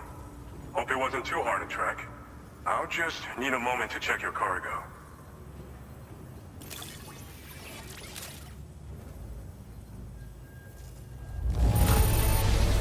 It's rare to receive something looking this good. I knew you were the right man for the job. You have been making a real difference around here. Keep it up, all right? All right. Go ahead and put us on the chiral network.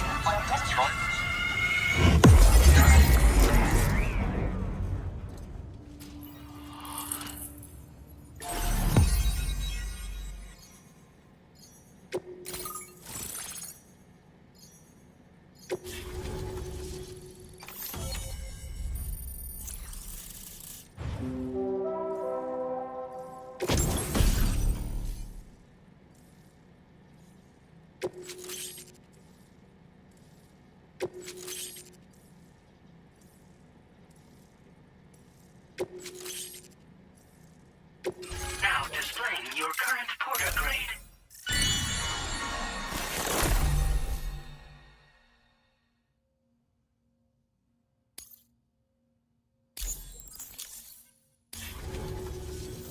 So we've been linked up, at last. There's also the necrobiotes you brought us as well. Feels like we finally turned the corner. For our part, we've shared data for some custom vehicle components, as well as some sturdy combat boots. I'm sure the vehicle parts in particular will come in handy for combat and cargo retrieval. You need all the help you can get, because those armed survivalists waiting for you out east are far more dangerous foes than the brigands. They're a bunch of fools who won't hesitate to kill people, with no shortage of lethal weaponry. Though I'll be damned if I know where they got it. Make sure you're prepared before you head their way. Speaking of which, those combat boots ought to add some serious power to your kicks. You might want to equip a pair if you intend on getting up close and personal. They're not something just anyone should be messing with. Their affinity with the dead makes them dangerous. But that's also why we can use them to prevent the dead from attacking us. With that kind of power at our disposal, we can put people's minds at ease. Could solve all kinds of problems, I'm sure. We've uploaded some schematics for pickup off-roader parts. One of them is a heavy machine gun. It automatically acquires and fires at targets in range. It uses MP bullets for added versatility. It's effective not only against human enemies like armed survivalists, but BTs as well. The other part is a sticky cannon. When mounted, it independently scans for cargo in the vehicle's vicinity and collects it. You find it makes rounding up dropped cargo easier than ever. And who wouldn't want that? Pickup off-roaders can be equipped with 2 parts like these simultaneously. So choose whatever's best for the situation at hand. Some people have called me that. A while back, we had a situation with this group that went around looting whatever supplies they felt like. And I was the boxing champ who went up against these guys and sent them all packing with nothing but his bare fists. That's the story they tell, but it sure as hell ain't the truth. I didn't charge gallantly into battle and beat the shit out of them. I approached them in peace so we could work it out. I asked why they were stealing from other people, and they said it was because they didn't have the skills to live any other way. So I taught them other ways to survive, trained them a bit. Nothing more than that, really. In the end, all we had to do was talk to each other. They weren't like the other riffraff you find around here. And they're still here. In fact, working in this facility. If anyone around here deserves to be called a hero, it's you, Sam. I mean, you're the one trekking across Australia trying to bring everyone together. Anyway, right now, we're trying to develop equipment tailored to close combat specialists. If we succeed, anyone will be capable of fighting as well as the so-called Golden Fist. Feel free to lend a hand if our project interests you. Thanks again. We're glad to have you in our corner. With your support, we'll be able to do so much more for others. Stay strong and keep doing your thing. We're in this fight together. Sam, you're the best. Now get yourself back to the DHV Magellan and take a load off. Just so you know, tomorrow's been doing much better. Pay her a visit when you can, okay? Order completed. Well done.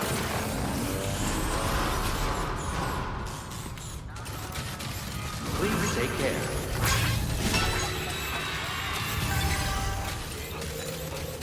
Perhaps you should take a break.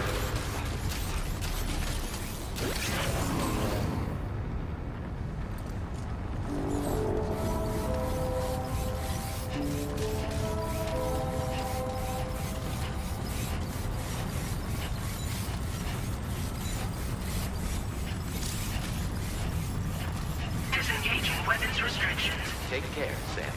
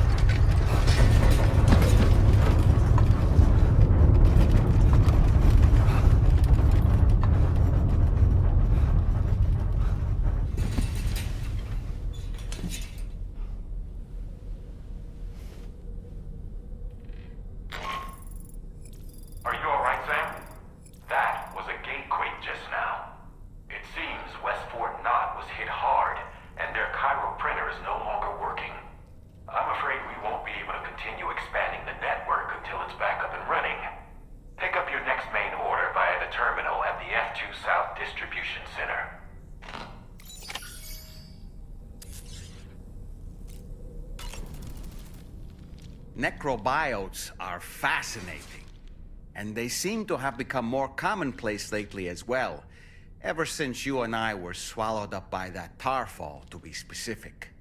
This sudden increase in the population should be considered yet another example of an environmental anomaly. If we successfully extend the network across the continent and trigger a plate gate to appear, such anomalies should begin to wane. Sam, been a while since you had a proper shower, wouldn't you say?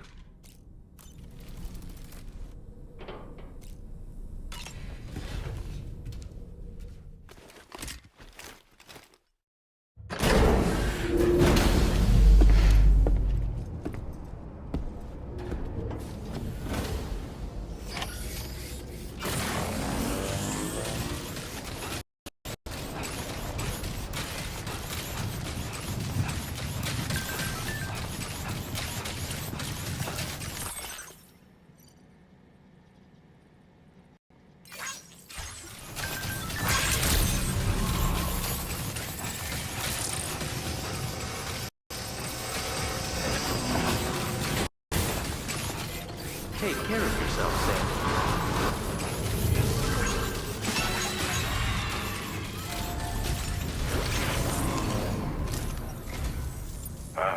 So you made it out okay. Those tremors were intense, but we're doing fine here. I think West Fort Knott got the worst of it, though. Your cargo has already been prepared. If you could deliver it to West Fort Knott as quickly as you can, that'd be great. We need to support each other at times like these, so pick up the priority order from the delivery terminal right away. I'm counting on you, Sam.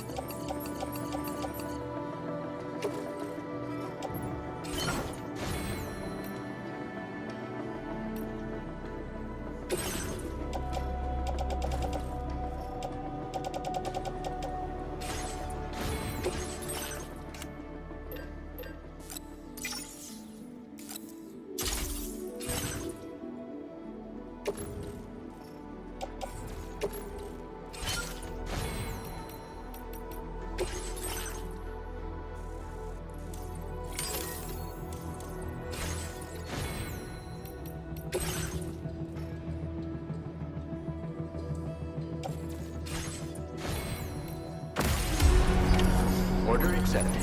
Thank you.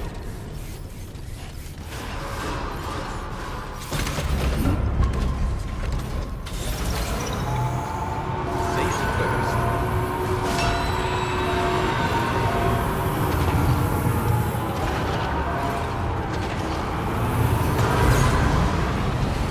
Very impressive work there.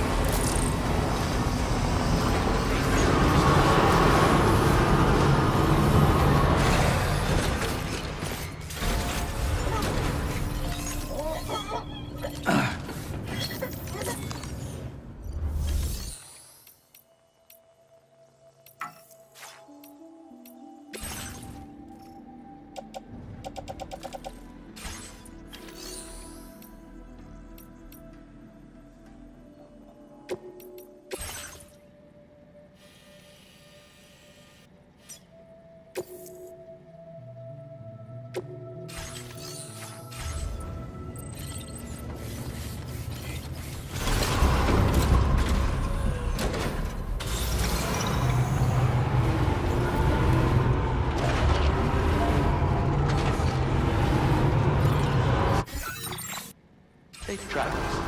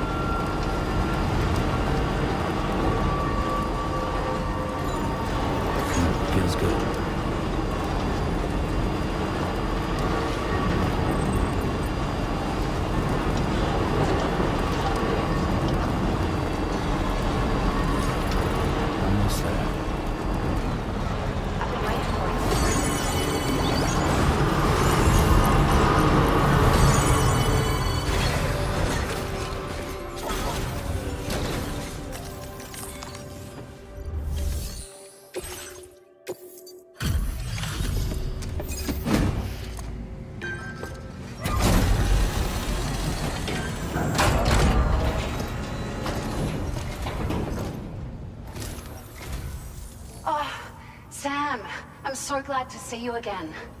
We just got hit by a massive quake. I was afraid you might have got hurt out there, or worse. Anyway, I'll check your cargo.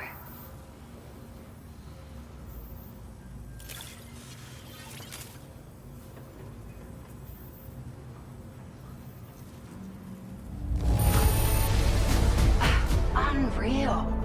I'd swear it doesn't have a ding on it.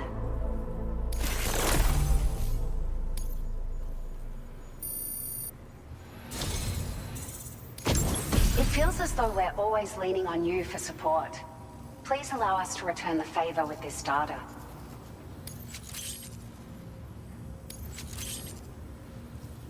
Just wanted to let you know that we're increasing the amount of materials you can withdraw.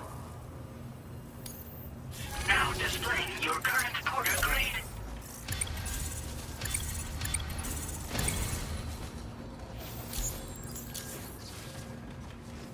Thank you so much. We should be able to get our chiral printer in working order now. I've never felt tremors like that before, not even when the tar currents were acting up. It makes me pretty concerned about other folks living nearby. But at least the monorail you patched up seems to be none the worse for wear. Hey, out of curiosity, have you restored any of the other large mines? They'd be a great source of materials if you were ever in need.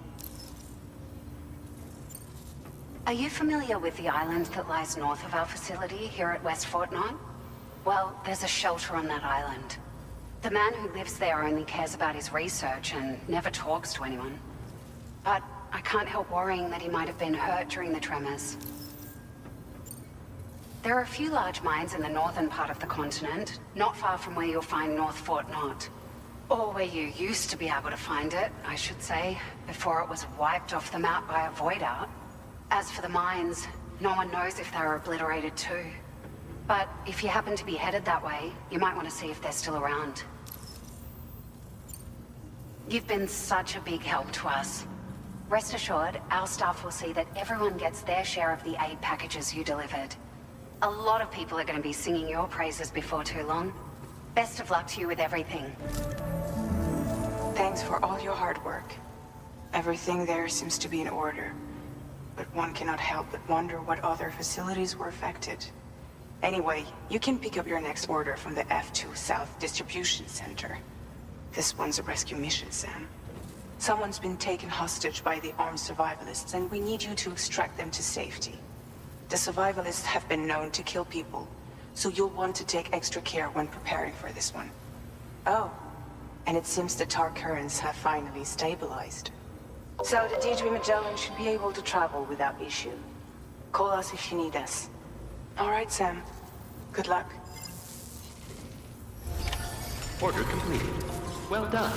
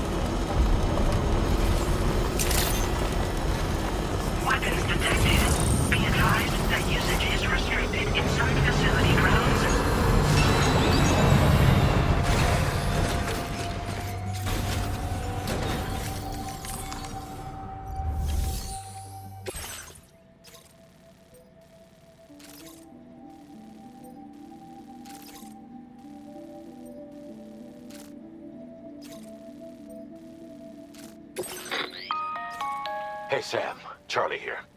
This order is a hostage rescue operation. The target for extraction is this man. He was conducting a search in a mining region when communications abruptly ceased. He went there at the behest of the Dowser, who resides at the next facility you need to link up. Take heed that the mine in question is currently under the control of the armed survivalists, a faction whose members have no reservations about using lethal force and should be considered a serious threat. To make matters worse, some of them have been observed wearing armor as well as active skeletons. Such enemies will possess increased mobility and defensive capabilities. It would therefore be prudent to bring equipment to counter these advantages. There's no telling how much longer they'll keep the hostage alive. Moreover, saving him may help us to pursue future objectives in this region and beyond. Regardless, this is a matter of life and death for the Dowser's friend. Give your preparations all due consideration. He's counting on you, Sam.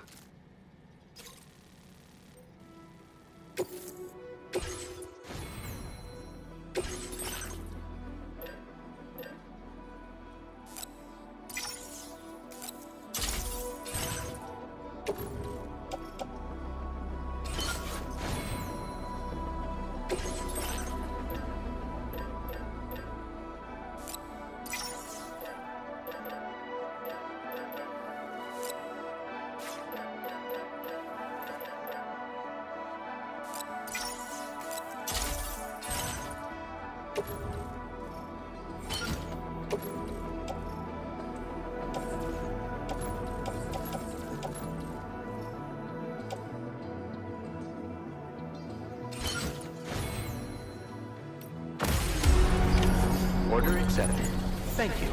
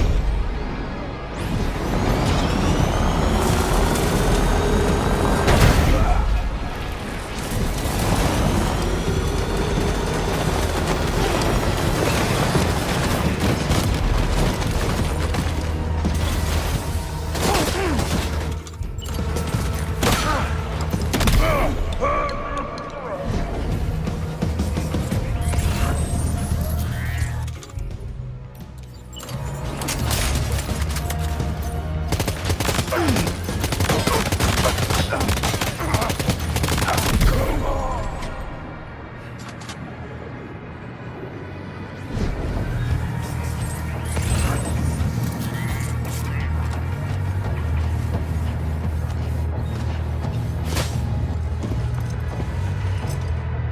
man we came to rescue appears to be unconscious. Place him in a protective bag and get him to safety.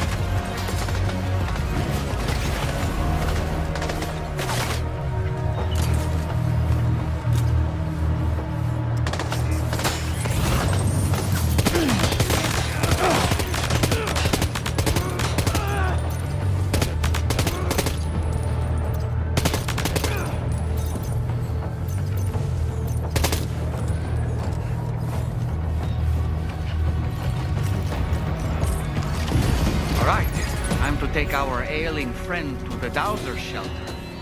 We just need to figure out how to get over these mountains first.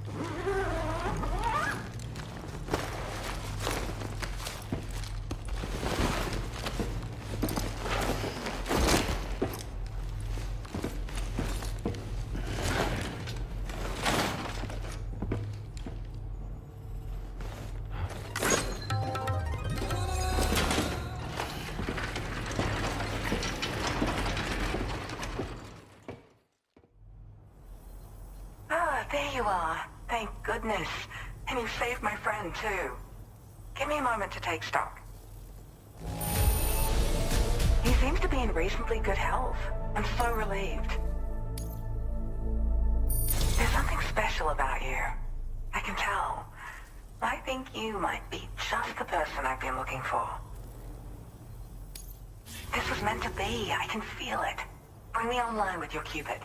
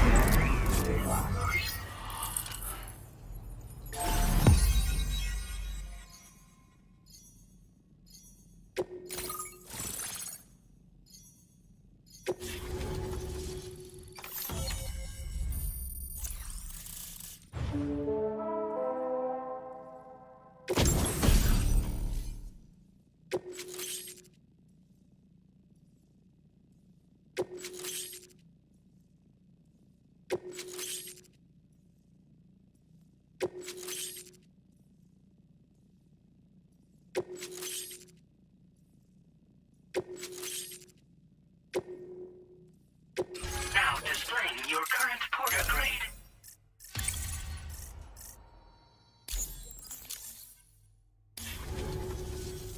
So I'm a part of the chiral network now, am I? You can't even begin to imagine how much this is going to benefit my work. As thanks, I've shared the schematic for a level 2 PCC. I sense you'll need to build all kinds of structures to deal with the obstacles you're going to encounter from here on out. For instance, this more advanced PCC will allow you to fabricate zip lines. And this zip line's design is even better than the one you used back in the UCA. I also have another gift to share, a schematic for a boost skeleton. Throw it on and it'll allow you to carry heavy cargo with relative ease. And prepare to be amazed when you give it a boost. You'll run faster than ever and jump even farther too.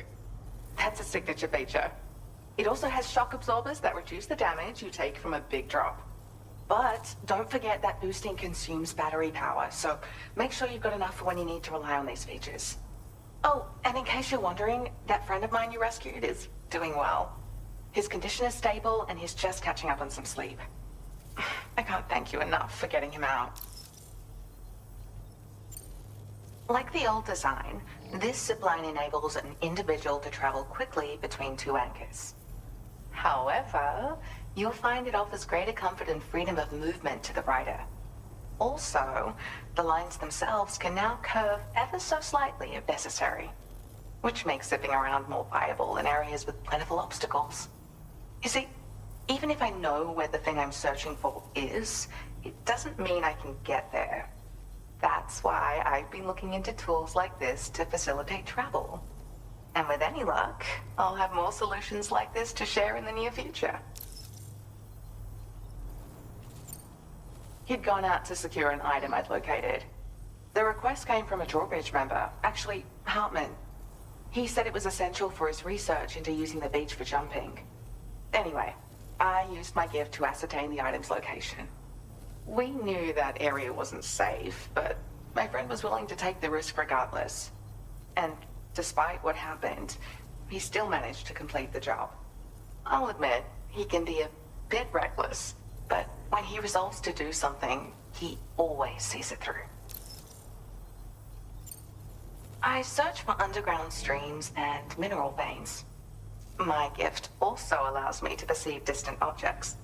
So people sometimes ask me to track down lost items for them as well. But I only identify the general location.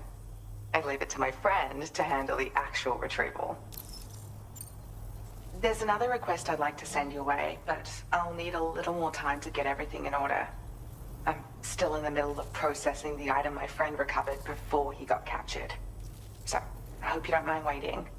I hate to inconvenience you, especially since I wouldn't even be able to make this request if you hadn't saved him. Oh, by the way, do you like apples? My friend brought a few back with him. It's just a shame he grabbed them before they'd fully ripened. He's got a bit of an impulsive nature. Just his way. But don't worry, they'll be ready to eat soon enough. I'll send them to you then. Thank you again, Sam. I'm glad you were able to get them out safely. That group was more dangerous than your average band of hostiles. Those weapons they were carrying were state-of-the-art. You'll need to keep an eye out for them in the future. Groups like these make me nervous about letting Tomorrow spend time outside, even though she's doing better. When you return to the G3 Magellan, you should see for yourself how much progress she's made. And get some rest. You're long overdue. I'm sure Dahlman's tired too.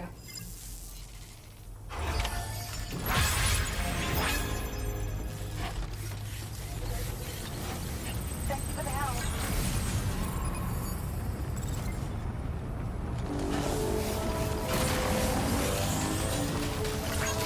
Disengaging weapons restrictions. Take care, Sam.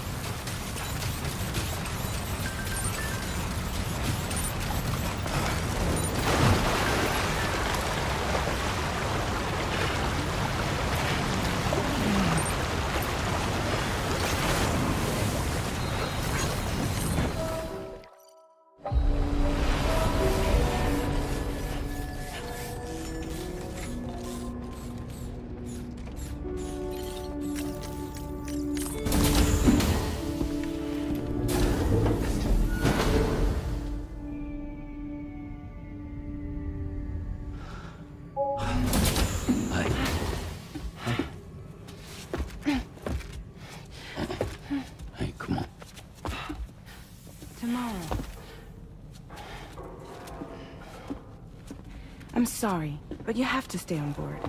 It's too dangerous to go out by yourself. And you'll have to put on your shoes.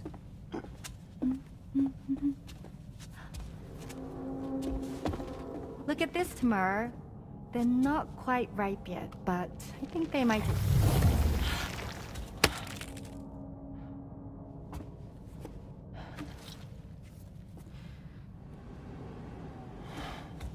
It's okay, Tamar, really.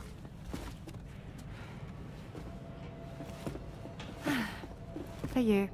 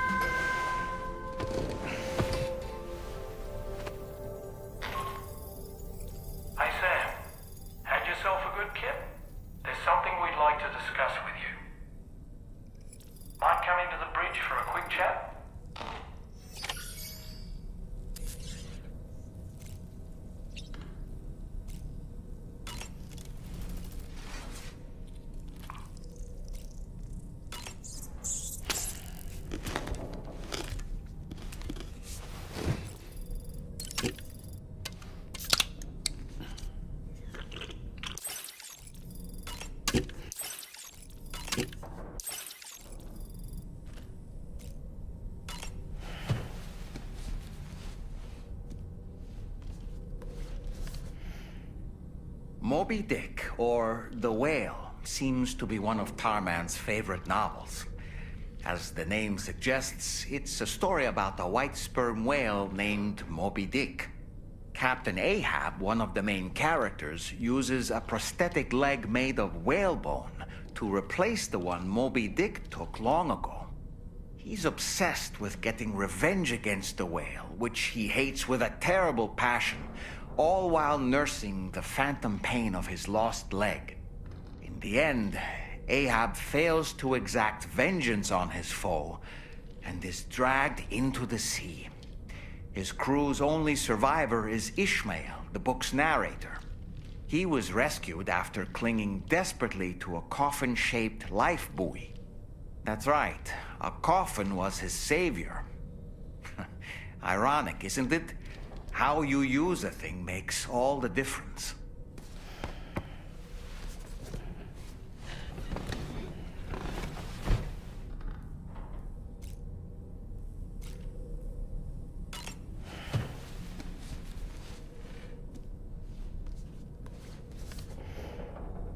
On a dark night in May 1816, 3 men and 2 women found themselves confined to a villa on the shore of Lake Geneva. A catastrophic volcanic eruption had wrought havoc on the global climate, and a relentless rain hammered down outside. With little else to do, the occupants of the villa decided to compose ghost stories. And it was on this fateful night that a woman named Mary penned what would become Frankenstein. Mary, who was only 18 years of age, had already lived a tumultuous life.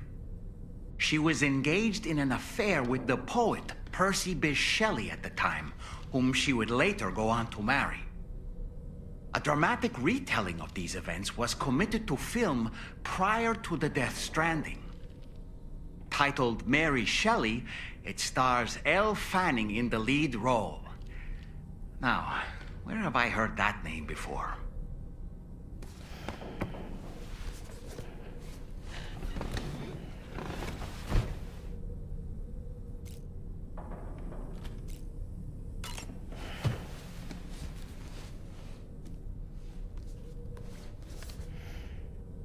The Voyage of the Beagle. Written, of course, by one Charles Darwin.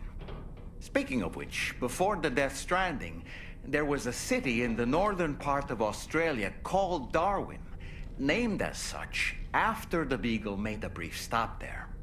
Darwin was able to devote so much time and effort to his research of evolution because he enjoyed the support of the elite, specifically the Wedgwood family, pottery makers to the royal household.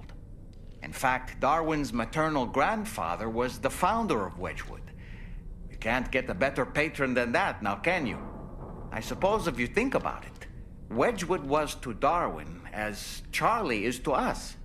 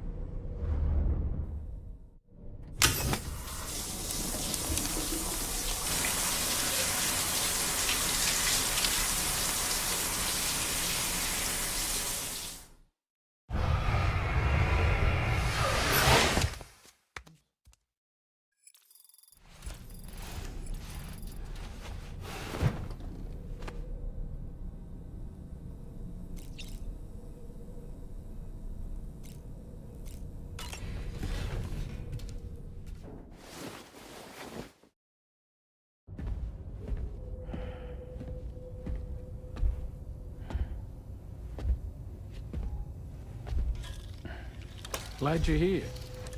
I thought both of you should have a say in this. Listen, about the girl, tomorrow. This is the spot where we picked her up. We're still reading Tarfall activity there, which means there might still be a passage to the other side. It's possible she could still use it to go back home. You want to send her back to that hellhole? If that's where her family is, it's where she belongs. You've got to be kidding me. This isn't her world. She isn't one of us. That chrysalis, we found her inside. It was filled with a fluid that contained amino acids. One's identical in structure to the kind found in tar. I'm sorry, there are amino acids in tar? As in proteins? Of course. How else did you think that chiral creatures could emerge from it? Or to be more accurate, be born from it? Some have even theorized that the tar is a sort of primordial soup. Wait, are you saying that tomorrow is a chiral creature? No, not at all. Her DNA and cellular structure prove that she's human. Well, the world we found her in was filled with the dead. Almost like some kind of beach. But Tomorrow herself is alive. She's a living human being. We should look after her here. Women and children and the weak have always been easy targets. In every conflict and disaster, we're always the first to suffer. But even if her world is as bleak as you suspect, she may still be happier there, surrounded by the friends and family she knows and loves. Friends and family don't guarantee happiness. Not in the least. I understand how you feel, but I believe she should stay with us. Sam. I was there. I saw her home. And it was a hellhole. We can't send her back. All right. I'm pulling rank and making the call. She stays. At least until things have calmed down. Understood?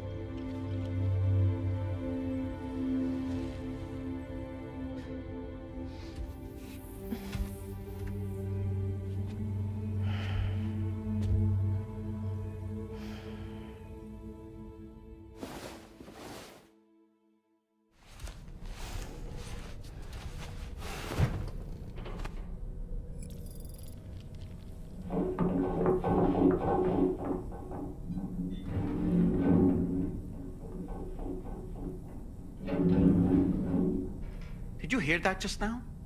It came from the hall outside.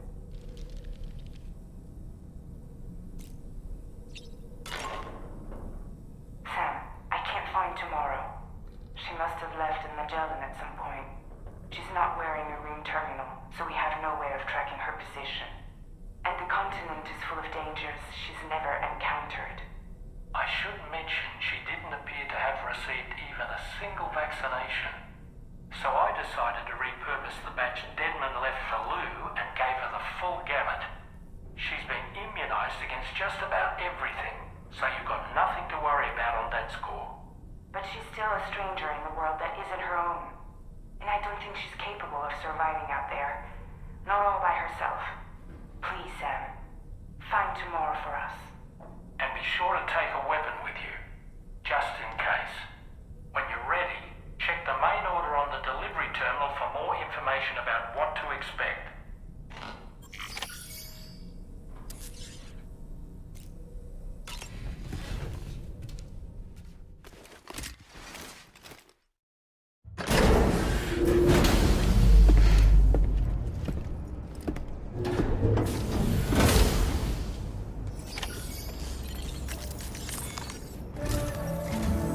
Sam, something worrying came to my attention while I was searching for Tomorrow. There have been a few reports of mechanized belligerents in this region. You should consider them hostile if and when you come into contact. So, review your equipment loadout via the delivery terminal and make sure you're prepared for anything. Only then should you pick up the next main order. All of Drawbridge is committed to helping you find Tomorrow.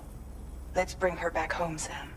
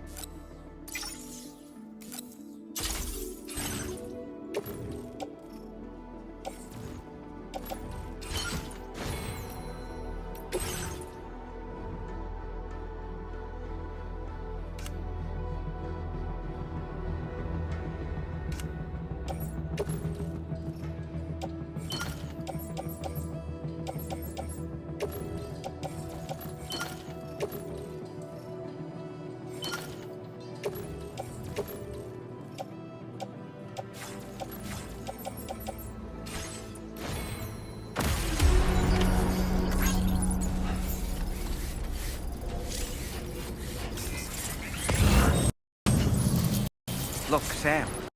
Tomorrow's footprints. Why don't we see where they lead?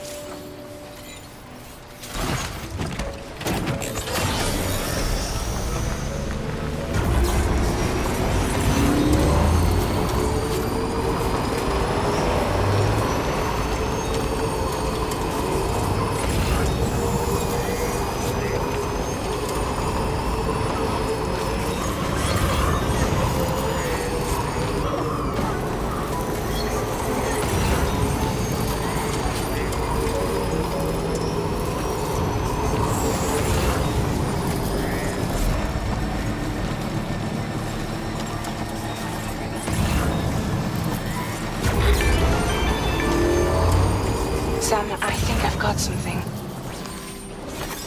Check the marker I've added to your map.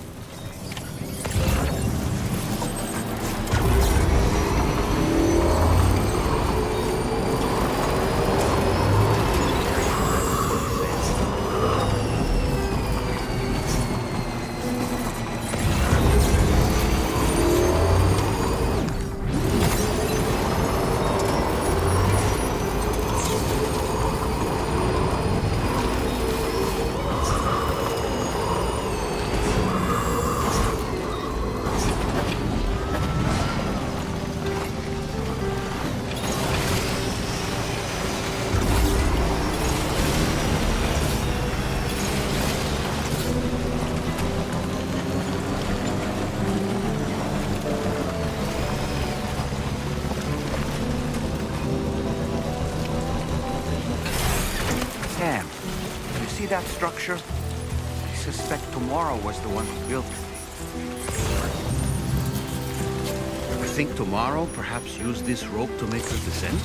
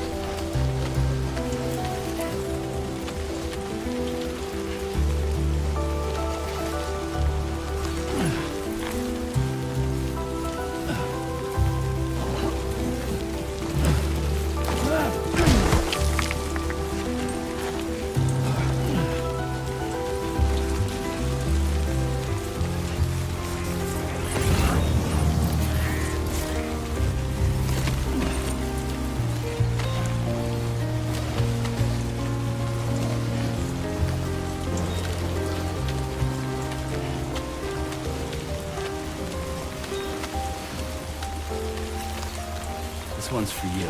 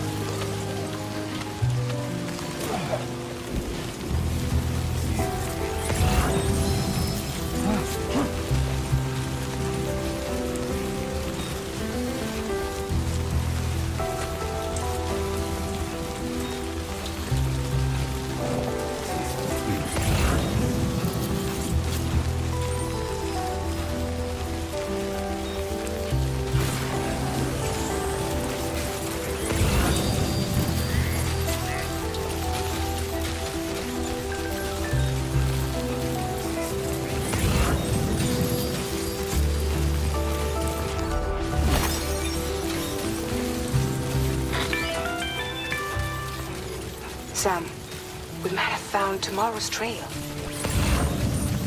Check the marker on your map. It may help you track her down. Good evening, Sam. Sam, that vehicle appears to be locked up tight.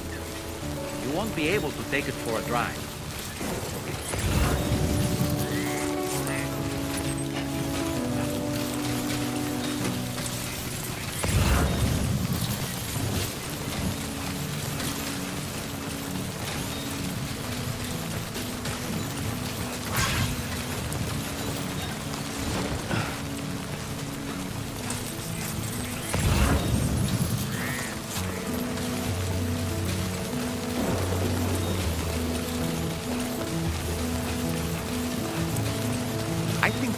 Morrow might have been the one who placed this ladder here.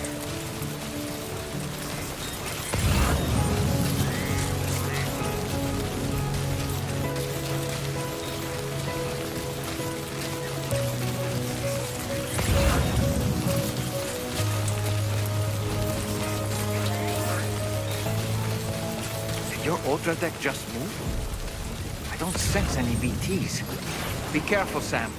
It may not be a BT, but something's out there.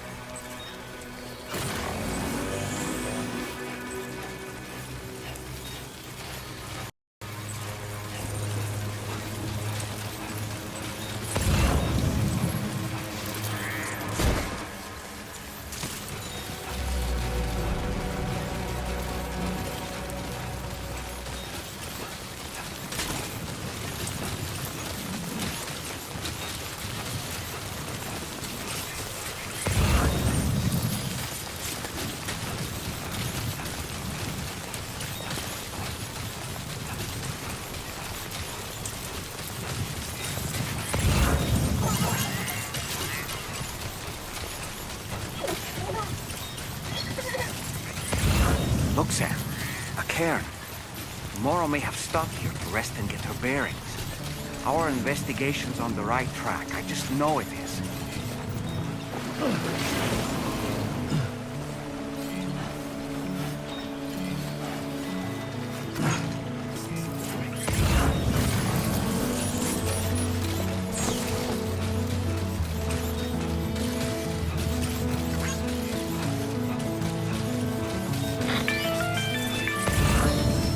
Sam, I think we've got a lead on tomorrow's whereabouts.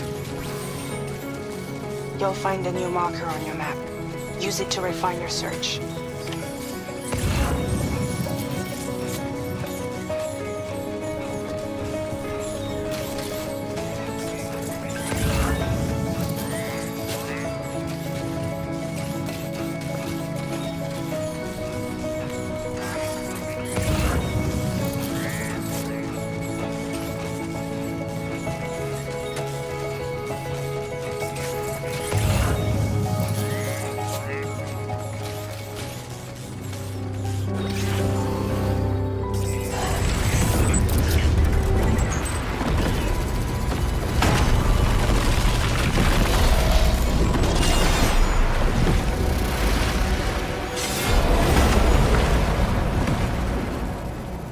Sam, we have to deal with these mechs first. We can find tomorrow once that's done.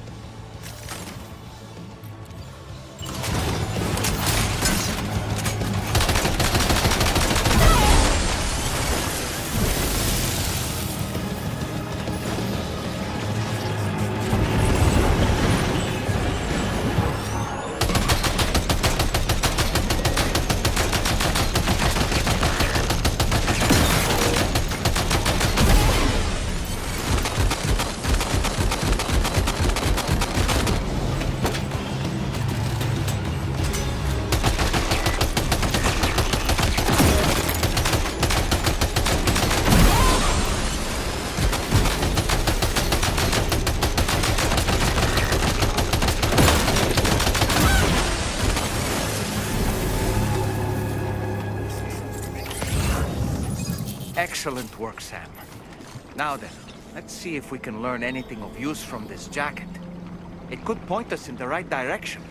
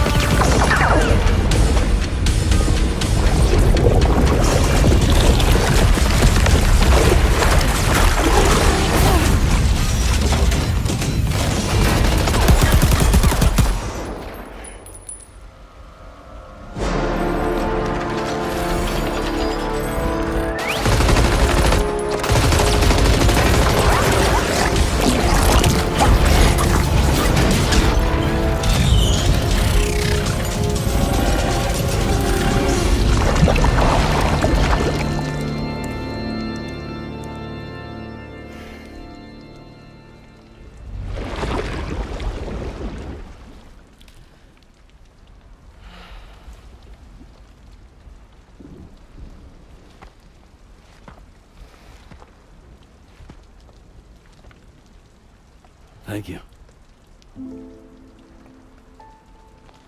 I didn't have anywhere else to go. Were you trying to find your way back? I suppose you have friends and family there, waiting for you to come home? I don't know. Everyone there has passed on. There's no place for the living in that world.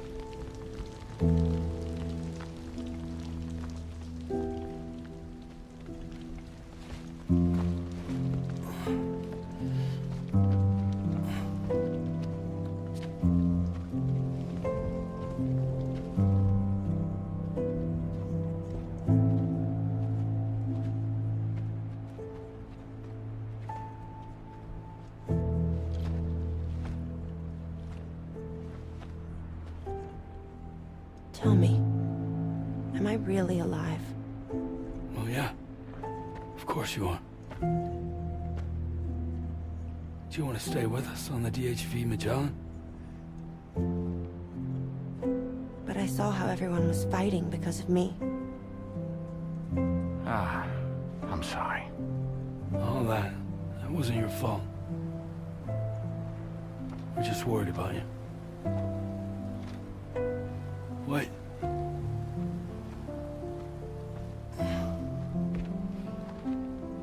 I don't think I ever had a family. Do you have one? No. Not anymore. You miss them? Yeah.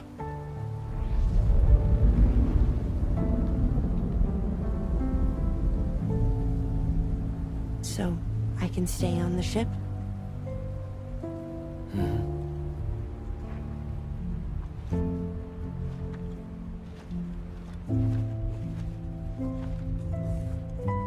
Thank you.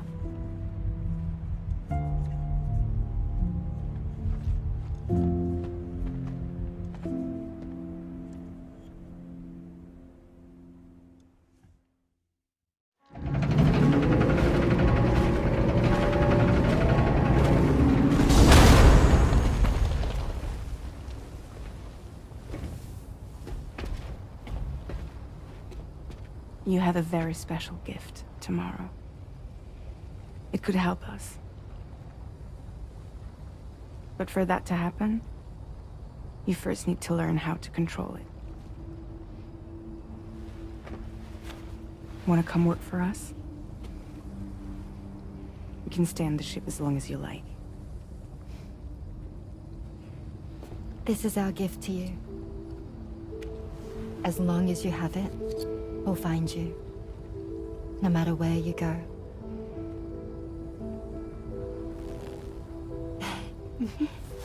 Welcome to Drawbridge. To our little family.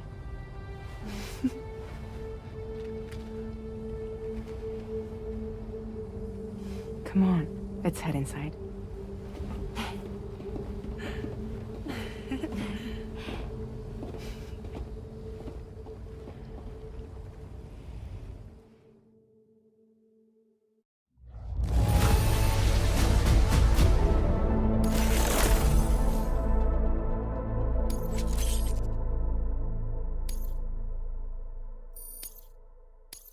Now displaying your current porter grade.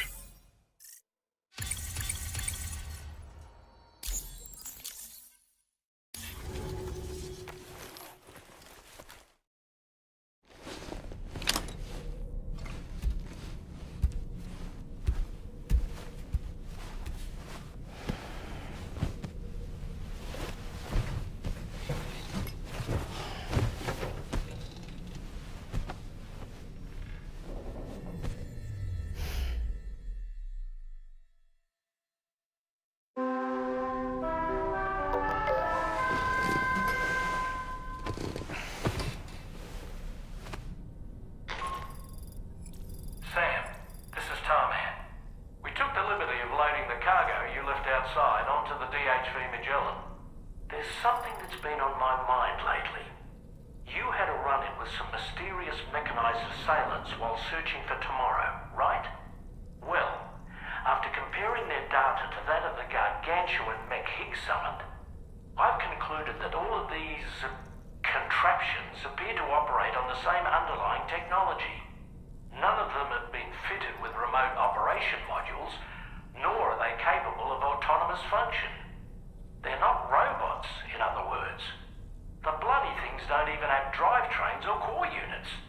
They're almost like puppets with no strings. They don't require chiral network coverage to function either. Though I'll be damned if I know how that's possible. It's almost as if they're spirit-driven machines. Ghost mechs, to give them a name. I'd say it's a safe bet that there are more of these things out there. So to ensure that you're prepared to face them, we've added a Ghost Mech archive to the VR weapons and combat training program.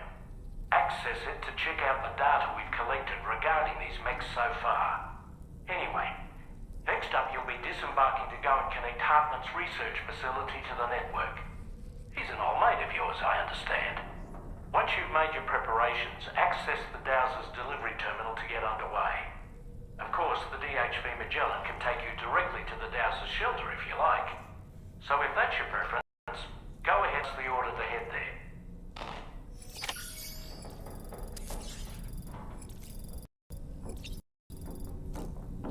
Hey, tomorrow. Good morning, Rainy.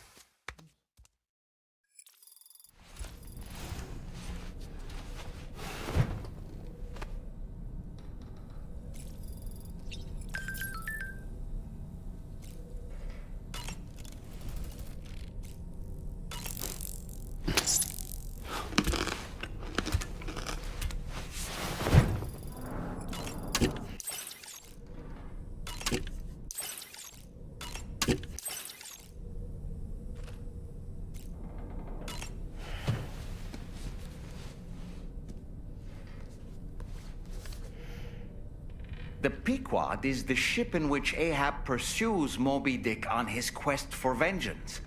His crew includes Dutchmen, Frenchmen, Spaniards, Portuguese, Icelanders, as well as shipmates from China and India. Countless other people of myriad origins, too. It is arguably symbolic of the multiracial United States. A gathering of souls that transcends ethnic and national divisions, united in pursuit of a singular goal. I can't help but be reminded of Kojima Productions. Wait, judging by your reaction, you've never heard of Kojima Productions? Sam, you can't be serious.